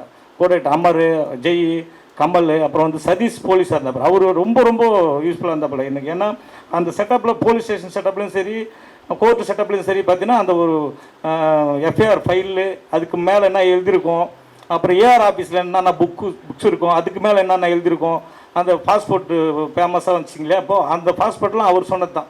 அதெல்லாம் அந்தளவுக்கு ஒரு புதுசாக இருந்துச்சு, நம்ம ஒர்க் பண்ணுறதுலாம் நல்லா இருந்துச்சு. அதை தேடி கொண்டு வந்ததுலாம் ரொம்ப நல்லா இருந்தது. அப்புறம் பார்த்தீங்கன்னா அவர் வந்து என்கொயரி ஆஃபீஸ்க்கு வந்துட்டு ஒரு லெட்ரு ஒன்று கேட்பாங்க. அந்த லெட்ரு கூட வந்து பார்த்தீங்கன்னா எங்களுக்கு அந்த டைம் இல்லை, உடனே வேணும்னாங்க. அது ஒரு 15 நிமிஷம் தான் எனக்கு டைமே கொடுத்தாங்க. அதை உடனே அது வேலூரில் இங்கே நம்ம சிவகங்கை கோர்ட், அதாவது மதுரில் கோர்ட்டில் எடுத்துகிட்டு இருக்கோம் அந்த க்ளோஸ்அப். அது வேலூரில் ஒருத்தருக்கு அடித்து டைப் ரைட்டிங் அங்கே கிடைக்கல எங்களுக்கு. உடனே வேலூரில் அடித்து ஒருத்தர் அனுப்பி டைப் ரைட்டிங் அங்கே பண்ணி அந்த டைப்பிங் ஃபார்ட்டில் தான் அது வேணுன்றதுக்காண்டி அங்கே பண்ணி உடனே ஒரு 10 நிமிஷத்தில் அதை ரெடி பண்ணி எனக்கு அனுப்பினாங்க. அதெல்லாம் நல்லா வந்திருக்குது. அதுதான் எங்களோட நல்லா பண்ணியிருந்தது. அதுதான் நல்லா இருந்துச்சு சார். சின்ன சின்ன விஷயம் அந்த போலீஸ் ஒரு விக்ரம் பிரபு சாரோட மேனரிசம். ஃபார் எக்ஸாம்பிள் ஆரம்பத்திலே ஒரு குமுதம் புக் வாங்கிட்டு அந்த பஸ்குள்ளே போவார், அந்த மிளகா பொடி அடிக்கிறது, டாய்லெட்டு அந்த லாக் போடாமல் ரெஸ்ட் ரூம் போடா அப்படின்னு சொல்கிறது, அந்த மாதிரி சில அந்த மேனரிசம் அந்த ஒரு ப்ரொசீஜர்ஸ் எல்லாமே மேபி தமிழ் சார் வந்து ஆல்ரெடி போலீஸில் இருந்ததுனால அந்த இன்புட்ஸ் கொடுத்தாரா, இல்லை நீங்கள் ஏதாவது தனியாக இதுக்குன்னு மெனக்கெட்டு சர்ச் பண்ணீங்களா எப்படி? இல்லை, இது வந்து நான் ஆல்ரெடி இப்போ இதில் பேப்பரில் இருந்தது தான் எழுதிட்டோம். பட் ஆனால் என்னென்னா இப்போ எல்லா அந்த இடத்துல அது எப்படி எடுக்க போகிறோன்னு ஒன்று இருக்குல்ல. இப்போ இயல்பாகவே நம்ம ஒரு கதை எழுதுனாக்கா நீங்கள் வெறும் திரைக்கதை ஆசிரியராகவும் வெறும் இயக்குனராகவும் மட்டும் இருந்தால் போதாது. அந்த கதாபாத்திரம் என்னவா யோசிக்கணும்னு நம்ம யோசிக்கணும். ஒரு போலீஸ்னால் போலீஸ் என்ன யோசிப்பாங்க இந்த மாதிரியான நேரங்கள்னு நம்ம யோசிக்கணும். அப்போ சும்மானா ஒரு அக்யூஸ்டை உள்ளே விட்டுற மாட்டாங்க பாத்ரூம்குள்ளே. அப்போ அதுக்கு முன்னாடி பாத்ரூம் போய் செக் பண்ணுவாங்க. ஸோ இப்போ எங்கள் சசி இருக்கார், அவர் போலீஸு. ஸோ இப்போ அவங்ககிட்ட நம்ம முதல்ல பேசிடுறோம் என்னென்னலாம் இவங்களுடைய மேனரிசம் இருக்குது, எப்படியெல்லாம் நம்ம பார்க்க போகிறோம்னு இருக்குது. இப்போ இதெல்லாம் பார்த்தா இப்போ உள்ளே போனால் செக் பண்ணுவாங்க, எல்லாத்தையும் எடுத்துருவாங்க. ஒருவேளை அவங்க உள்ளே போய் கழுத்து எடுத்து செத்துட்டானா என்ன பண்ணுறது, கையாத்துட்டானா என்ன பண்ணுறது, தப்பிச்சு ஓட்டானா என்ன பண்ணுறது, இதெல்லாமே அவங்க செக் பண்ணுவாங்க. ஸோ இப்போ இதெல்லாமே நம்மளும் முதல்ல நம்ம இதை ப்ரீ பிளானடாக நம்ம இதெல்லாமே பேசி எடுத்துடணும். எடுத்ததுக்கப்புறம் அங்கே போனால் அதை அப்படியே அப்ளை பண்ணுறோம், வேறு ஒன்றுமே கிடையாது. அதை அப்ளை பண்ணணும். ஆனால் நம்ம அது அந்த கதாபாத்திரமாக நீங்கள் யோசித்தால் மட்டும்தான் அதெல்லாம் பண்ண முடியும். அந்த மாதிரி சின்ன சின்ன விஷயங்களை பண்ண முடியும். இல்லைன்னா அவங்களே சொன்னால் கூட அதெல்லாம் ஒன்றும் இல்லை வாங்க அப்படின்னு நம்ம எடுத்துருவோம். அதனால் அது வந்து சரியாக யோசித்து சரியாக தான் பண்ணணும். இது வந்து நாங்கள் பேப்பரில் எழுதுனதும் இருக்குது, கூடவே போலீஸ் ஒருத்தர் உதவி இயக்குனராக இருந்தார். அதனால் ஒரு பிரச்சனையே இல்லை, சிறப்பாக எடுத்துட்டோம். அதில் வந்து இப்போ அந்த அதான் அப்துல் அவரோட ஃப்ளாஷ்பேக் போகிறப்ப அவர் ஒரு டிவி டெக் வச்சுக்கிட்டு ஊரில் ஒரு சின்ன மளிகை கடை பொட்டி கடை மாதிரி வச்சுக்கிட்டு அந்த மாதிரி வீட்டுக்கு போய் அந்த ஷோகேஸ் காட்டுவார். அவருக்கும் அந்த பொண்ணோட மாமாவுக்கும் ஒரு பிரச்சனை வருது, இன்சிடென்ட் மாதிரி வருது. இதெல்லாமே ஒரிஜினலாக இருந்துச்சு சார், இல்லை நீங்கள் ஏதாவது புக்ஸ் படிக்கிறப்ப அதுலேருந்து எடுத்தீங்களா, இல்லை ஒரிஜினல் எக்ஸ்பீரியன்ஸ்? இல்லை, ஒரிஜினல் அப்படிலாம் எதுவுமே இல்லை. நிஜ கதையில் அப்படி இல்லை. இது வந்து நம்மளா எழுதினது தான், எழுதி எடுத்தது தான். Okay sir. அப்புறம் ஜஸ்டின் சார், ஒரு சின்ன கேள்வி சார். இப்போ நீங்கள் ஷூட் போனதுக்கப்புறம் தான், ஷூட்லாம் முடிச்சதுக்கப்புறம் தான் உங்கள்கிட்ட படத்தை கொடுத்தாங்க அப்படின்னு சொன்னீங்க. நார்மலாக மியூசிக் டைரக்டர்ஸுக்கு ஒரு டைம் லிமிட் இருக்குல்ல சார், ஒரு குறிப்பிட்ட லிமிட் தான் இருக்குது. அதுக்குள்ளே பண்ணணும் அப்படின்றப்ப அது ஒரு ப்ரெஷராக க்ரியேட் ஆகும். அப்போ வந்து டைரக்டர்ஸ் இன்புட் கொடுப்பாங்களா, இல்லை நீங்களே எடுத்துக்கணும்? ஃபார் எக்ஸாம்பிள் எனக்கு இந்த டெம்ப்ளேட் வேணும், இந்த மோடில் வேணும், இந்த மியூசிக் மாதிரி வேணும் அப்படின்னு கொடுப்பாங்களா, இல்லை நீங்களாக பண்ணிவிட்டு அதுக்கப்புறம் இது ஓகேவான்னு கேட்டு அதுக்கப்புறம் அப்படி கொண்டு வரதா மியூசிக் பிஜிஎம் எல்லாமே? இல்லை, இது வந்து மூடு தான் நான் எக்ஸ்பெக்ட் பண்ணுவேன். இப்போ இவங்க மைண்டில் என்ன இருக்குன்னு சொல்லி. ஸோ அதுக்கு சில நேரம் அவங்க சில பாடல்கள் சொல்லலாம். ஆனால் எண்ட் ஆஃப் த டே அதுக்குள்ளே என்ன கோர் எமோஷன்னா அவங்களுக்கு அதை நம்ம டெலிவர் பண்ணிட்டா ஓகே. ஸோ நான் யூஸ்வலாக பேக்ரவுண்ட் ஸ்கோர் பண்ணுறப்ப சரி, அதோட இப்போ எடிட்டர்ஸ் வந்து ரெஃபரன்ஸ் ட்ராக் போட்டுருவோம், அது அவங்க எடிட் பண்ணுறதுக்கு பார்க்குறது. ஸோ நான் வந்து இப்போ மோஸ்ட்லி அதை நான் அவாய்ட் பண்ணிடுவேன். இல்லைனா ஒரு தடவை ஃபஸ்ட் டைம் பார்க்குறப்ப மட்டும் பார்த்துட்டு அதுக்கப்புறம் நான் அதை மறந்துடுவேன் டோட்டலாக. ஸோ சம்டைம்ஸ் அதுக்கு டோட்டலாக இது கான்ட்ராஸ்ட்டாக இருக்கும். ஸோ அதுலேருந்து தான் என்னோட விஷனை க்ரியேட் பண்ண முடியும். ஸோ மேபி அது இதுக்கு மேலே இருக்கலாம், இல்லைனா அவங்க ஏற்கனவே பார்த்ததுக்கு கீழே இருக்கலாம். ஸோ அந்த டைம் அவங்க சொல்கிறப்ப நான் ஓகே, ஸோ அவங்க இந்த இதை ட்ரை பண்ணியிருக்காங்க, ஸோ நம்ம அப்படி தான் நான் போவேன் வழியாக. இல்லைன்னா ஒரு சின்ன ரவுண்டு வந்துடும். ஸோ எக்ஸாக்டாக சம்டைம்ஸ் என்னோட சாங்ஸே ரெஃபரன்ஸ் வரும். ஸோ அதுவும் என்னால் அச்சீவ் பண்ண முடியாது, ஏன்னா அதுக்கு எந்த ரெஃபரன்ஸும் இருந்திருக்காது. ஸோ நான் மூடு தான் எடுத்துக்குவேன். ஸோ ஓகே, இவங்க இந்த ஓவராலாக இந்த கேரக்டருக்கு இது வெளியே கொண்டு வரணும், இந்த பாட்டு எங்கே வருது, அதோட ஸ்பீடு டெம்போவாக என்ன இருக்கணும், ஸோ எடுத்தோடனே ஸ்லோ பண்ணிடக்கூடாது, அந்த மாதிரி ஒரு விஷயங்களுக்காக நான் அதை எடுத்துக்குவேன் ஒழிய மற்றபடி ஒன்று. பிஜிஎம் தான் சார். ஆக்சுவலாக டைட்டில் கார்டு போடுறப்பயுமே அந்த பஸ்ஸை சேஸ் பண்ணிட்டு போகிற சீக்வன்ஸுமே அந்த பிஜிஎம் வரும். அது இன்னுமே கேட்டுட்டு இருக்கு, நல்லா இருக்கு. தேங்க்யூ ஸோ மச்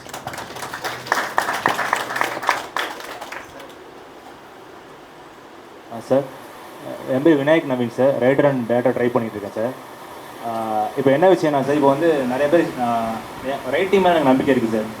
ஆனால் வந்து இப்போ நிறைய பேர் ஷார்ட் ஃபிலிம் எடுத்துகிட்டு டைரக்ட் ட்ரை பண்ணுறாங்க. ஸோ நீங்கள் என்ன சார் நிறைய சொன்னாங்க, இப்போ கால் ஷீட் பிரச்சனை சொல்கிறாங்க, அந்த பிரச்சனை எனக்கு நிறையா விஷயங்கள் இருக்குது. ஸோ இப்போ வந்து ஷார்ட் ஃபிலிம் பண்ணிவிட்டு படம் பண்ணுறவங்க ஏடி பண்ணிட்டு நீங்கள் படம் பண்ணுறீங்க. ஸோ என்ன விஷயத்தை நாங்கள் மிஸ் பண்ணுவோம்னு நினைக்கிறீங்க சார், இல்லை ஏடி இப்போ தேவையானு நினைக்கிறீங்க, அது என்ன விஷயம் மிஸ் பண்ணணும், என்ன விஷயம் தேவைப்படும்னு நினைக்கிறீங்க? இல்லை ஒரு 2 இருக்குது. இப்போ முதல்ல ஷார்ட் ஃபிலிம் பண்ணிட்டு படம் பண்ணுறவங்களுக்கு ஒரு நல்ல கான்ஃபிடென்ட் இருக்குது. அப்புறம் இன்றைக்கி இருக்க சூழலில் அவங்க ரொம்ப ஷார்ப்பாக பண்ணிடுறாங்க. ஏடியாக இருந்து படம் பண்ணுறதுல ஒரு விஷயம் என்னென்னா, நமக்கு முன்னாடி ஒரு இயக்குனர் இருக்காங்க, அவங்களுடைய அசிஸ்டண்ட்டாக நம்ம ஒர்க் பண்ணுறோம். அப்போது களத்தில் நமக்கு ஒரு வேலை ஒன்று இருக்கும், எல்லா வேலையும் தூக்கி போட்டு செய்கிறது இருக்கும். எல்லா வேலையும் தூக்கி போட்டு செய்யும்போது நீங்கள் வந்து என்ன அந்த டைம் என்ன உங்களுக்கு கஷ்டமாக இருக்கும். ஆனால் நீங்கள் படம் பண்ணும்போது அது உங்களுக்கு ரொம்ப பெரிய யூஸ்ஃபுல்லாக இருக்கும். நீங்கள் ஸ்ட்ரெயிட்டாக ஷார்ட் ஃபிலிம் பண்ணும்போது சில நேரங்களில் நீங்கள் வந்து ப்ரீ ப்ரொடக்ஷனு போஸ்ட் ப்ரொடக்ஷனில் சுற்ற வேண்டியதாகும், மாட்டிக்கும். என்ன பண்ணணும் எப்படி பண்ணணும்னு தெரியாது. அப்போ என்ன பண்ணுவோம்னா, எல்லாருமே அந்த மாதிரி ஷார்ட் ஃபிலிம் பண்ணுற டேரக்டர்ஸ் நிறைய பேர் என்ன பண்ணுவாங்கன்னா, எக்ஸ்பீரியன்ஸாக அதாவது படம் பண்ணும்போது கூட கோஆர்டினேட்டராக வச்சுக்கணும். அதுதான் ரொம்ப நல்லது. எல்லாமே எனக்கு தெரியும்னு நினச்சாக்கா நீங்கள் வந்து மாட்டிப்பீங்க. நம்மளே ஏமாற்றிக்கிறது. இது எல்லாமே எனக்கு தெரியுன்றது நம்மளே ஏமாற்றிக்கிறது. சில விஷயங்கள், சின்ன விஷயங்கள் உங்கள் கண் எதிர்க்கே இருக்கும், தப்பாக இருக்கும். ஆனால் நம்ம கண்ணுக்கு தெரியவே தெரியாது. அது வந்து ஒரு எக்ஸ்பீரியன்ஸ் ஆனால் டக்குன்னு சொல்லுவார், பாருங்கள் ரொம்ப தப்பாக இருக்குன்னுவார். ஸோ அதனால் இது வந்து ஒரு டீம் ஒர்க்கு, எல்லாமே சேர்ந்து தான் ஒர்க் பண்ணி ஆகணும். இந்த ஷார்ட் ஃபிலிம் பண்ணுறவங்களுக்கும் அந்த இது இருக்குது. ஆனால் நம்ம அசிஸ்டன்ட் டைரக்டராக ஒர்க் பண்ணிட்டு வரும்போது ஒரு எக்ஸ்பீரியன்ஸ் இருக்குது.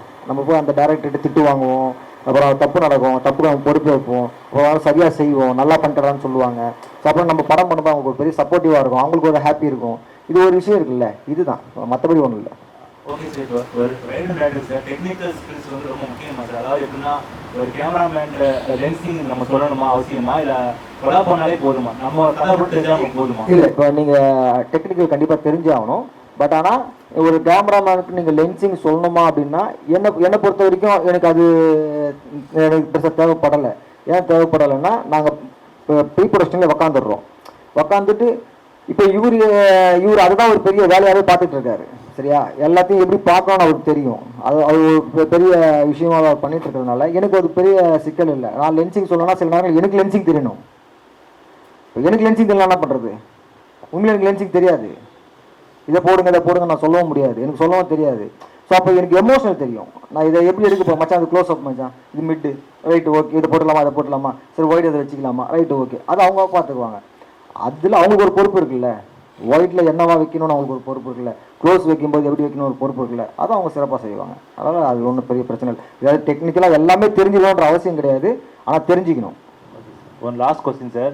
சார் வந்து அது கேமராமேன் சார் உங்களுக்கு சேர்த்து ஒரு கொஸ்டின் வந்து, அந்த சிவகங்கை ஸ்டேஷனுக்கு வந்து கூட்டு போவீங்க சார். அப்போ வந்து பார்த்தீங்கன்னா பின்னாடி அப்துல் ராஃப் நடந்து வருவார். நீங்கள் வந்து அப்துல் ராஃபை கேப்சர் பண்ணாமல் விக்ரம் சாரே கேப்சர் பண்ணிட்டே இருப்பீங்க. இப்போ பார்க்கும்போது அப்துல் ராஃப் ஓட்டான மாதிரி எனக்கு கன்வே ஆயிடுச்சு. நீங்கள் அவரை ஃபோக்கஸ் பண்ணவே இல்லை, விக்ரம் சாரையே காட்டிகிட்டே இந்த மாதிரி இருந்துச்சு.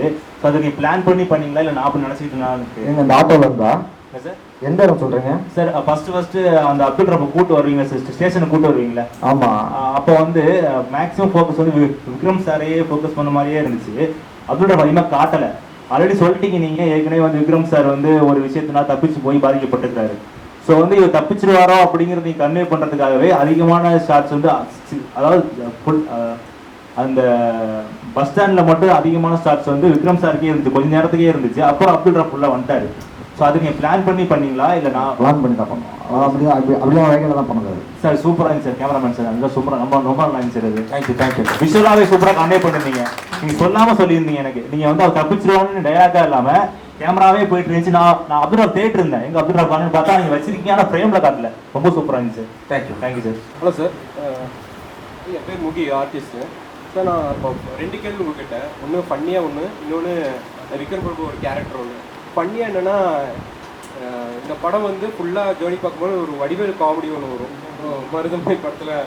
ஸோ அந்த ஒரு குட்டி சீனாக மொத்த படமாக இது வேற ஒரு பெர்ஸ்பெக்ஷன், அந்த சீனு ரெஃபரன்ஸ் இருக்குது அப்படின்னு யாராவது சொன்னாங்களா? இது பார்த்த மாதிரி இல்லை, இது ஞாபகம் வந்தது அப்படின்னு யாராவது சொன்னாங்களா? ஒன்று. ரெண்டாவது வந்து அந்த கோயிலுக்கு போகிற அந்த ஹீரோயின் வந்து கோயிலுக்கு போகும்போது நீங்களும் வரலையா அப்படிங்கும்போது எனக்கு எந்த கவலையும் இல்லை அப்படிங்கும்போது, ஆனால் அவருக்கு கவலை இல்லையா அப்படிங்கிற ஒரு கேள்வி இருக்குது. ஏன்னா ஒவ்வொரு கேஸ் பண்ணும்போது அவரை பிடிச்சி திருகுறாங்க. ஸோ இந்த ஒரு காமனாக ஏட்டு இருக்கும்போது நம்ம அடுத்த இடத்துக்கு போகலாம், அடுத்த இடத்துக்கு போகலாம், இப்போ பிரச்சனை இருக்காதுன்னு தான் யோசிப்பாங்க. பட் அவர் அதுலேயே இருக்காருங்கும் போது அது கோயிலுக்கும் போக மாட்டேங்கிறாரு அப்படிங்கும்போது என்ன ஒரு இதாகுது, அந்த ஒரு கேரக்டர் கொஞ்சம் கேட்கலாம் அப்படின்னு. இப்போ முதல்ல அந்த இதுக்கு போயிடும், பண்ணிக்கு போயிடுவோம். அது ஒரு ஜாலியாக இருந்துச்சு, நானுமே பார்த்தேன். அவர் மீம்ஸ்லாம் கூட வந்தது, ரொம்ப நல்லா இருந்துச்சு. பட் ஆனால் இது ரியல் லைஃப்பில் அந்த இன்சிடென்ட்ன்றதுனால நம்ம சொல்லப்போனால் சிமிலராக தான் இருக்கும். அதுவும் அம்மாவை பார்க்குறதுக்கு அது ரொம்ப அழகாக இருந்துச்சு, நல்லா இருந்துச்சு. பட் ஆனால் இது வந்து ரியல் லைஃப் இன்சிடென்ட்னால ரொம்ப ஜாலியாக, இது முக்கியமான உணர்வோடு போகிற மாதிரி இருந்துச்சு. ஸோ ரெண்டாவது நீங்கள் சொல்கிற அந்த அந்த இடம், அவனுக்கும் கஷ்டம் இருக்குது, அவனுக்கும் இது இருக்குது. ஆனால் அவன் தன்னை நம்புகிறான். அது வந்து அவனுடைய பழக்கம், அது அவன் தன்னை நம்புறது அவனுடைய பழக்கம். அதை அவன் ஃபேஸ் பண்ணிக்குவான்றது அவனுக்கு தெரியும். அதனால் அவன் பெருசாக இல்லை. நான் அது பண்ணல, எனக்கு வந்து அவங்கக்கிட்ட நான் போயிட்டு சொல்லி என் கஷ்டத்தை இது பண்ண வேண்டிய அவசியம் இல்லைன்னு நான் நினைக்கிறேன். அதனால் அவன் அதை இது பண்ணுறான். மற்றபடி ஒன்றும் இது கிடையாது. தேங்க்யூ. சார், நான் வந்து அந்த போலீஸ் சார்லாம் இருக்காங்க கிட்ட கேட்குறேன் சார். போலீஸ் வந்து காஸ்டியூம் பார்த்தீங்கன்னா சரக்கு அடிக்கிறதுக்காக போவாங்க, போயிட்டு இருக்கணும் ட்ரெஸ் மாற்றிடுவாங்க. அதுக்கப்புறம் பார்த்தீங்கன்னா அங்கேயும் சரி பார்லையும் சரி 2 பேருமே காஸ்டியூம் இல்லாமல் இருப்பாங்க. நீ நார்மலாக தான் இருக்கு, நார்மல் பையன் தான் அப்படின்னு சொல்லிட்டு எல்லாமே அந்த சிகரெட் ஊதுறது, அதுக்கப்புறம் அந்த அந்த அந்த விஷயம் பார்க்கும்போது ஓகே, நீ வந்து யூனிஃபார்ம் போட்டிருக்கும் போது மட்டும்தான் நீ வந்து போலீஸார் கேக்குதா, யூனிஃபார்ம் போட்டிருக்கும் போது மட்டும்தான் நீ வந்து போலீஸ் ஒரு அதிகாரம் இருக்கு. பட் இது இல்லை, நீ ட்ரெஸ்ஸு போடலை, யூனிஃபார்ம் போடலை அப்படிங்கும்போது நீ வந்து நார்மல் தான் அப்படிங்கிற விஷயத்த நீங்கள் கரெக்டாக போர்ட்ரேட் பண்ணியிருந்தீங்க. ரெண்டாவது விஷயம் என்னன்னா, அந்த வெளியில் ரெஸ்ட் ரூம் பாத்ரூம் போகும்போது என்னன்னா, அவனும் போவான், பக்கத்தில் இருக்கிறவனும் போவான், ஏய் நீ எங்கடா போகிற, உள்ள பாத்ரூம் இல்லையா அப்படிங்கும்போது நீ இங்கே போகிற அப்படிங்கிற மாதிரி அவன் கேட்பான். அந்த விஷயம் வந்து எனக்கு இந்த அதிகாரம் இருக்குது, நான் வந்து எனக்கு அதிகாரம் இருக்குது அப்படிங்கிற ஒரு விஷயம் வந்து நீங்கள் நோட் பண்ணது நல்லா இருந்தது. அதை எப்படி சார் நீங்கள் அதை கொண்டு வரணும்னு யோசிச்சீங்க? அந்த போலீஸ் அடிக்கிறாருல, அது இவர் தான் பாருங்கள், ப்ளூ சட்டை கூட போட்டு வந்திருக்காரு. இல்லைப்பா, அது என்னென்னா ஒரு மனநிலை தானே, போலீஸுன்றது ஒரு மனநிலை தான். அந்த அதிகாரம் கொஞ்சம் நம்மகிட்ட ஒரு அது அந்த அதிகாரம் தான் ஒரு எளிய மனிதருக்கு உதவுது.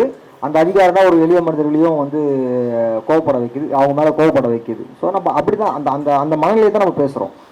அப்படி தான் அது, வேறு எனக்கு அதை எப்படி சொல்லணும்னு தெரியல. அந்த மனநிலையை நீங்கள் வந்து மாற்றிக்கவங்க தான் சொல்கிறோம். இப்போ அவர் செய்யலாம் தப்பு, பக்கத்தில் இருக்கிறவங்க செஞ்சால் அது வந்து குற்றம். நீங்களே பார்க்கலாம், நிறைய இடத்துல அவங்க ஹெல்மெட் இல்லாமல் போகலாம், நம்ம ஹெல்மெட் இல்லாமல் போனாக்கா. ஸோ வந்து அதே மாதிரி அவங்க ஹெல்மெட் இல்லாமல் போனால் நீங்கள் வீடியோ எடுத்தீங்கன்னா நீங்கள் வீட்டுக்கு போவீங்களா? 4 சாத்து சாத்துவாங்களா உங்களை? ஸோ அதுதான் அந்த, ஏன்னா அவங்ககிட்ட ஒரு அதிகாரம் இருக்குல்ல, அதுதான், மற்றபடி ஒன்றும் இல்லை. அதை பேசுறது தான் அது. அதே மாதிரி அந்த விக்ரம் பிரபு அவருக்குமே இந்த கோர்ட்டில் வந்துட்டு அன்யூனிஃபார்ம் தான் வந்திருப்பாரு. அன்யூனிஃபார்ம் வந்ததுக்கப்புறம் அப்போ அவருக்கு அதிகாரம் இருந்திருக்காது. அந்த ஒரு விஷயமும் நீங்கள் கரெக்டாக இல்லைப்பா, அது யூனிஃபார்ம் மட்டும் அதிகாரம் கிடையாதுப்பா. அது வந்து விக்ரம் பிரபு நீங்கள் சொல்கிறது புரியுது. அவர் அன்யூனிஃபார்மில் கோர்ட்டுக்குள்ளே வர்றாருன்னு, அவர் வந்து நைட் அங்கே இது அட்டன் பண்ணிவிட்டு உடனே கிளம்பி வராரு. வரும்போது யாரும் யூனிஃபார்மில் வரமாட்டாங்க, பஸ்ஸில் ட்ராவல் பண்ணும்போது யூனிஃபார்மில். அப்போ அவர் ஒரு ஷர்ட் போட்டு வர்றாரு, அப்படியே கோர்ட்டுக்கு அர்ஜென்ட்டில் வந்துட்டார். அப்படி தான் நம்ம அதை இது பண்ணியிருக்கோம். ஆனாலும் அவர் போலீஸ்காரர், யூனிஃபார்ம்லேயே இல்லைனாலும் அவர் போலீஸ்காரர், அந்த மனநிலையில் இருப்பார். ஓகே, நன்றி.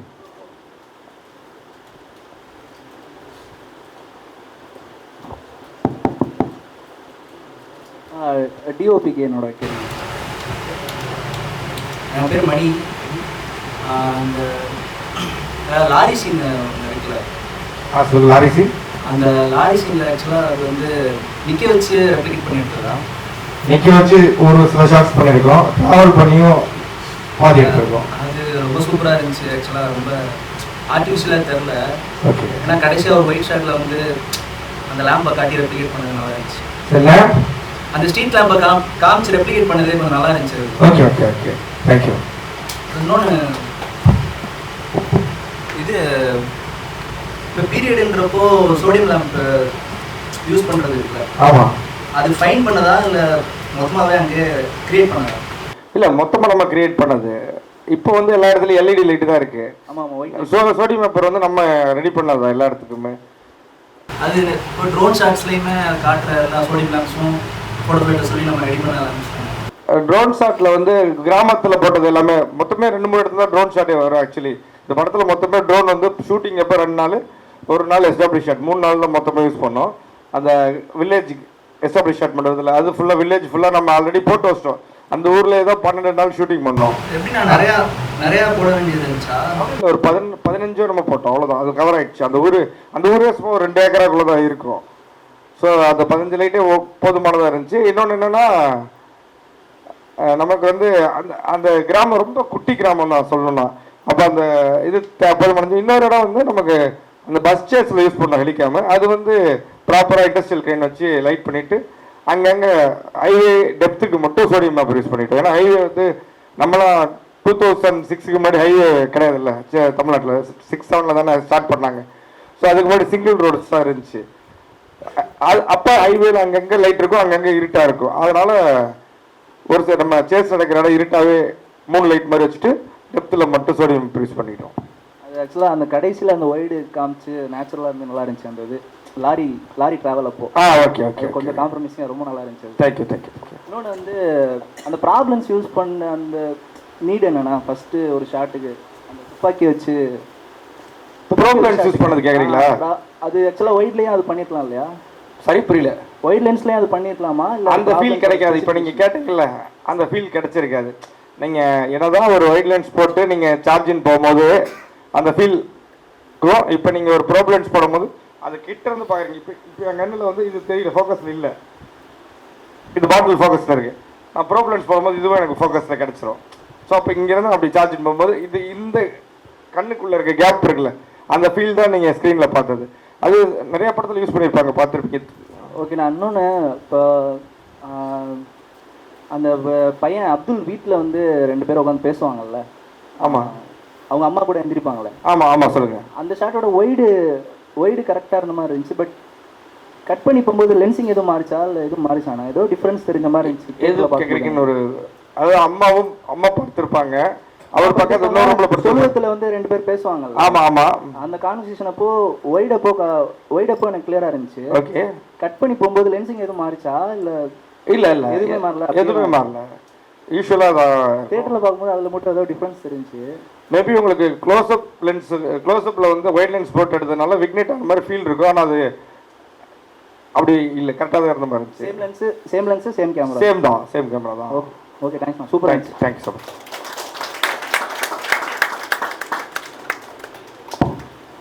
சார், என் பேர் ஜெயராமன்.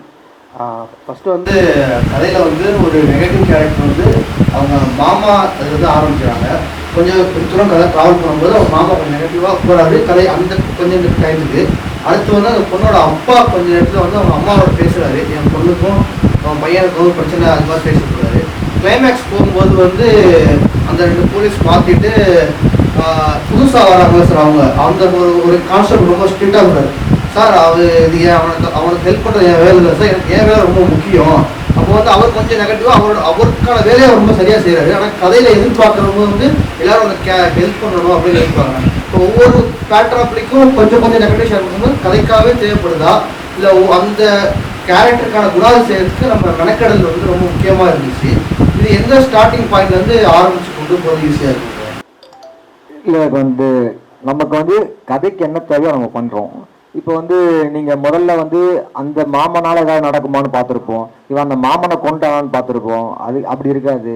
இப்போ அந்த மாமனுடைய கேரக்டராகவே பார்த்தீங்கன்னாக்கா அவன் வந்து ஊரில் ஒருத்தவங்க இது மாதிரி இருப்பாங்க, நம்ம நிறைய பேரை பார்த்துருப்போம். அந்த மாதிரி அவ்வளோதான். அவன் ரொம்ப கெட்டவன்லாம் அப்படிலாம் கிடையாது. அவன் ரொம்ப கெட்டவன், ரொம்ப மோசம் இது அப்படியே இருக்காது. இந்த மாதிரி குடிச்சு போட்டு சுற்றுற ஒரு இதுதான். ஸோ எனக்கு வந்து அது மட்டும் பத்தலை. அதுக்கப்புறம் நம்ம வந்து இங்கே வர வேண்டியது இருக்குது, இது கோர்ட்டுக்கு வர வேண்டியது இருக்குது. இப்போ கோர்ட்டில் வந்து ஒரு 2 போலீஸு. ஸோ இப்போ அவங்க ஹெல்ப் பண்ணுறாங்க அடுத்த கட்டமாக அந்த கதையை நகர்த்துறதுக்கு.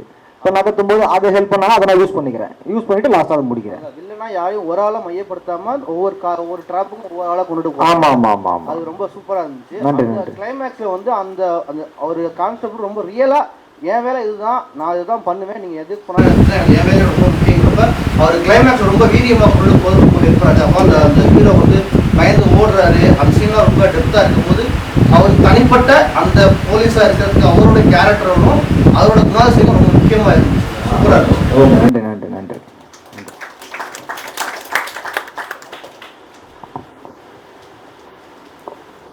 அண்ணா, இது சமூக நல்லிணக்கணும், சமத்துவம்லாம் மனிதாபம்லாம் பேசக்கூடிய இந்த கதையில் வந்து என்கவுண்டர் ஏதோ ஒரு விதத்தில் நியாயப்படுத்துகிற மாதிரி இருக்குது. அது ஒரு மாதிரி நெருடலாக ஃபீல் ஆகுது. கண்டிப்பாக எனக்குமே வந்து உடன்பாடு இல்லை என்கவுண்டரில். பட் ஆனால் வந்து இது நிஜத்திலே நடக்கலை. ஸோ அதனால் இது நம்ம படத்துக்காக தான் யூஸ் பண்ணோம். எப்போதும் தற்காப்புக்குன்னு ஒன்று இருக்குல்ல, தற்காப்புக்காக செய்யப்படுற ஒரு விஷயமாக தான் நம்ம அதை பார்க்கணும். அப்புறம் ஒரு காவலருடைய மனநிலை, இது வந்து டைரக்டருடைய மனநிலை கிடையாது. டைரக்டரு ஒரு ஆஸ் ரைட்டராக நான் அவனை கொல்லணும்னு ஆசைப்படல. ஆனால் ஒரு எல்லா கேரக்டருக்குள்ளேயும் அந்த டைரக்டருடைய மனநிலை போச்சுன்னா எல்லா கேரக்டருமே டைரக்டர் மாதிரியே ஃபீல் பண்ணுவாங்க, டைரக்டர் மாதிரியே நடப்பாங்க, டைரக்டர் மாதிரியே பேசுவாங்க, கதாசிரியர் மாதிரியே இருப்பாங்க. ஆனால் நம்ம வந்து என்ன ஆகணும்னா சில நேரங்கள் அந்த கேரக்டருடைய மனநிலைக்குள்ளே போகணும். தான் வேலையை காப்பாற்றிக்கிறதுன்றது வந்து ரொம்ப முக்கியம். போலீஸோ மற்ற அரசு ஊழியர்களோ வந்து தன் வேலைக்கு ஏதாவது ஒரு ப்ராப்ளம் வருதுன்னா அது ஒரு எஸ்ட்ரீம் வரைக்கும் போவாங்க. எஸ்ட்ரீம் மீன்ஸ்னா சட்டப்படி தான் எஸ்ட்ரீம் வரைக்கும் போவாங்க, போய் காப்பாற்றி தான் ட்ரை பண்ணுவாங்க. அப்படி தான் இதுவும் போலீஸ்லையும் அந்த மாதிரியான ஒரு விஷயம் தான். அப்போ தன்னை தாக்க வந்தாங்க, தாக்கிறதுல திருப்பி இது பண்ணுறாங்க, இப்படி கொல்லப்படுறது தானே தவிர்த்து அந்த இதோடைய கேரக்டருடைய மனநிலையை நான் பிரதிபலிச்சிருக்கேன், தர ஒன்றும் இல்லை. அந்த மனித உரிமை ஆணையர்கள் வந்து அவர் ரொம்ப லெத்தாட்டிக்கலாக டீல் பண்ணுற மாதிரி இருக்கு. ஏன்னா அது தமிழ் சினிமாவிலே அது அப்படித்தானே டீல் பண்ணுறாங்க. மனித ஏன்னா அவங்களுடைய பங்களிப்புங்கிறது ரொம்ப முக்கியம் இல்லை, அவங்களுடைய பங்களிப்பு ரொம்ப முக்கியம். இல்லைங்க, அதுக்கு தான் அவங்க வந்து அவனை வந்து அவன் மேலே என்கொயரி போட்டு இழுத்துட்டு போயிட்டுருக்காங்க. இப்போ யாருமே நான் அதுதான் சொன்னேன், யாருமே நீங்கள் மற்ற தமிழ் சினிமாவில் பார்த்தீங்கன்னாக்கா 100 தோட்டாக்கள் சுடலாம். ஆனால் இங்கே நீங்கள் வந்து அரசாங்கத்துடைய ஒவ்வொரு தோட்டாக்கும் நீங்கள் பதில் சொல்லி ஆகணும். ஒரு தோட்டா நீங்கள் இது சுட்டுருச்சுன்னா அந்த தோட்டாக்கு நீங்கள் பதில் சொல்லி ஆகணும், கவர்மெண்ட்டே நீங்கள் அதுக்கு பதில் சொல்லி ஆகணும். அப்போ அந்த பதில் தான் அவன் சொல்லிக்கிட்டு இருக்கான். அவன் பதில் தான் ஒரு டைம்லேயும் வந்து அவன் என்கொயரிக்கு போகிறான் யார் சொல்கிறோம்னா அதுதான் என்கொயரிக்கு. இப்போ சப்போஸ் ஏதாவது ப்ராப்ளம்னா அவனுக்கு சஸ்பெண்ட் பண்ணலாம், ஒரு கட்டத்துக்கு மேலே டிஸ்மிஸ் கூட பண்ணுற வாய்ப்பு இருக்குது.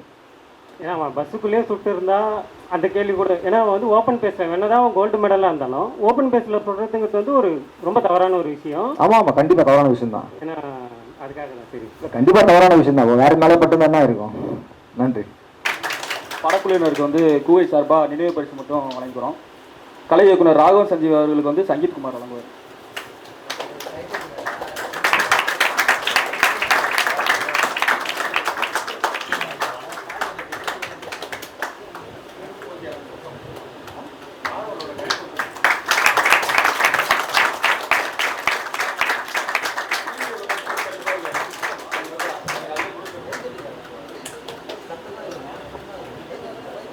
ரொம்ப நன்றி, இந்த கலந்துரையாடல வந்ததுக்கு ரொம்ப நன்றி. அதே போல் நம்ம இந்த படத்தில் என்னோடய டிபார்ட்மெண்ட்டில் என்னோட பயணித்த கூகையில் இருந்த மோகன் அவரோட ஒரு 4 பேர் வந்தாங்க. அவங்களுக்கும் இந்த நேரத்தில் நான் நன்றி சொல்லியிருக்கேன். எல்லாத்துக்கும் சப்போர்ட்டாக இருந்தீங்க, எல்லாருக்கும் சப்போர்ட்டாக இருப்பீங்க நம்புகிறேன். நன்றி. ஒளிப்பதிவாளர் மாதேஷ் மாணிக்கம் அவர்களுக்கு கவி வழங்குவார்.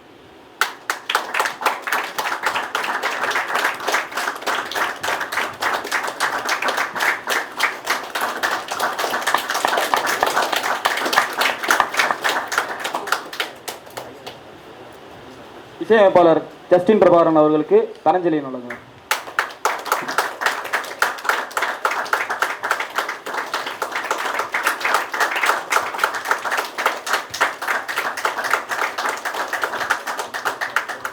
இயக்குனர் சுரேஷ் ராஜகுமார் அவர்களுக்கு ஆனந்த்குமார் வழங்குவார்.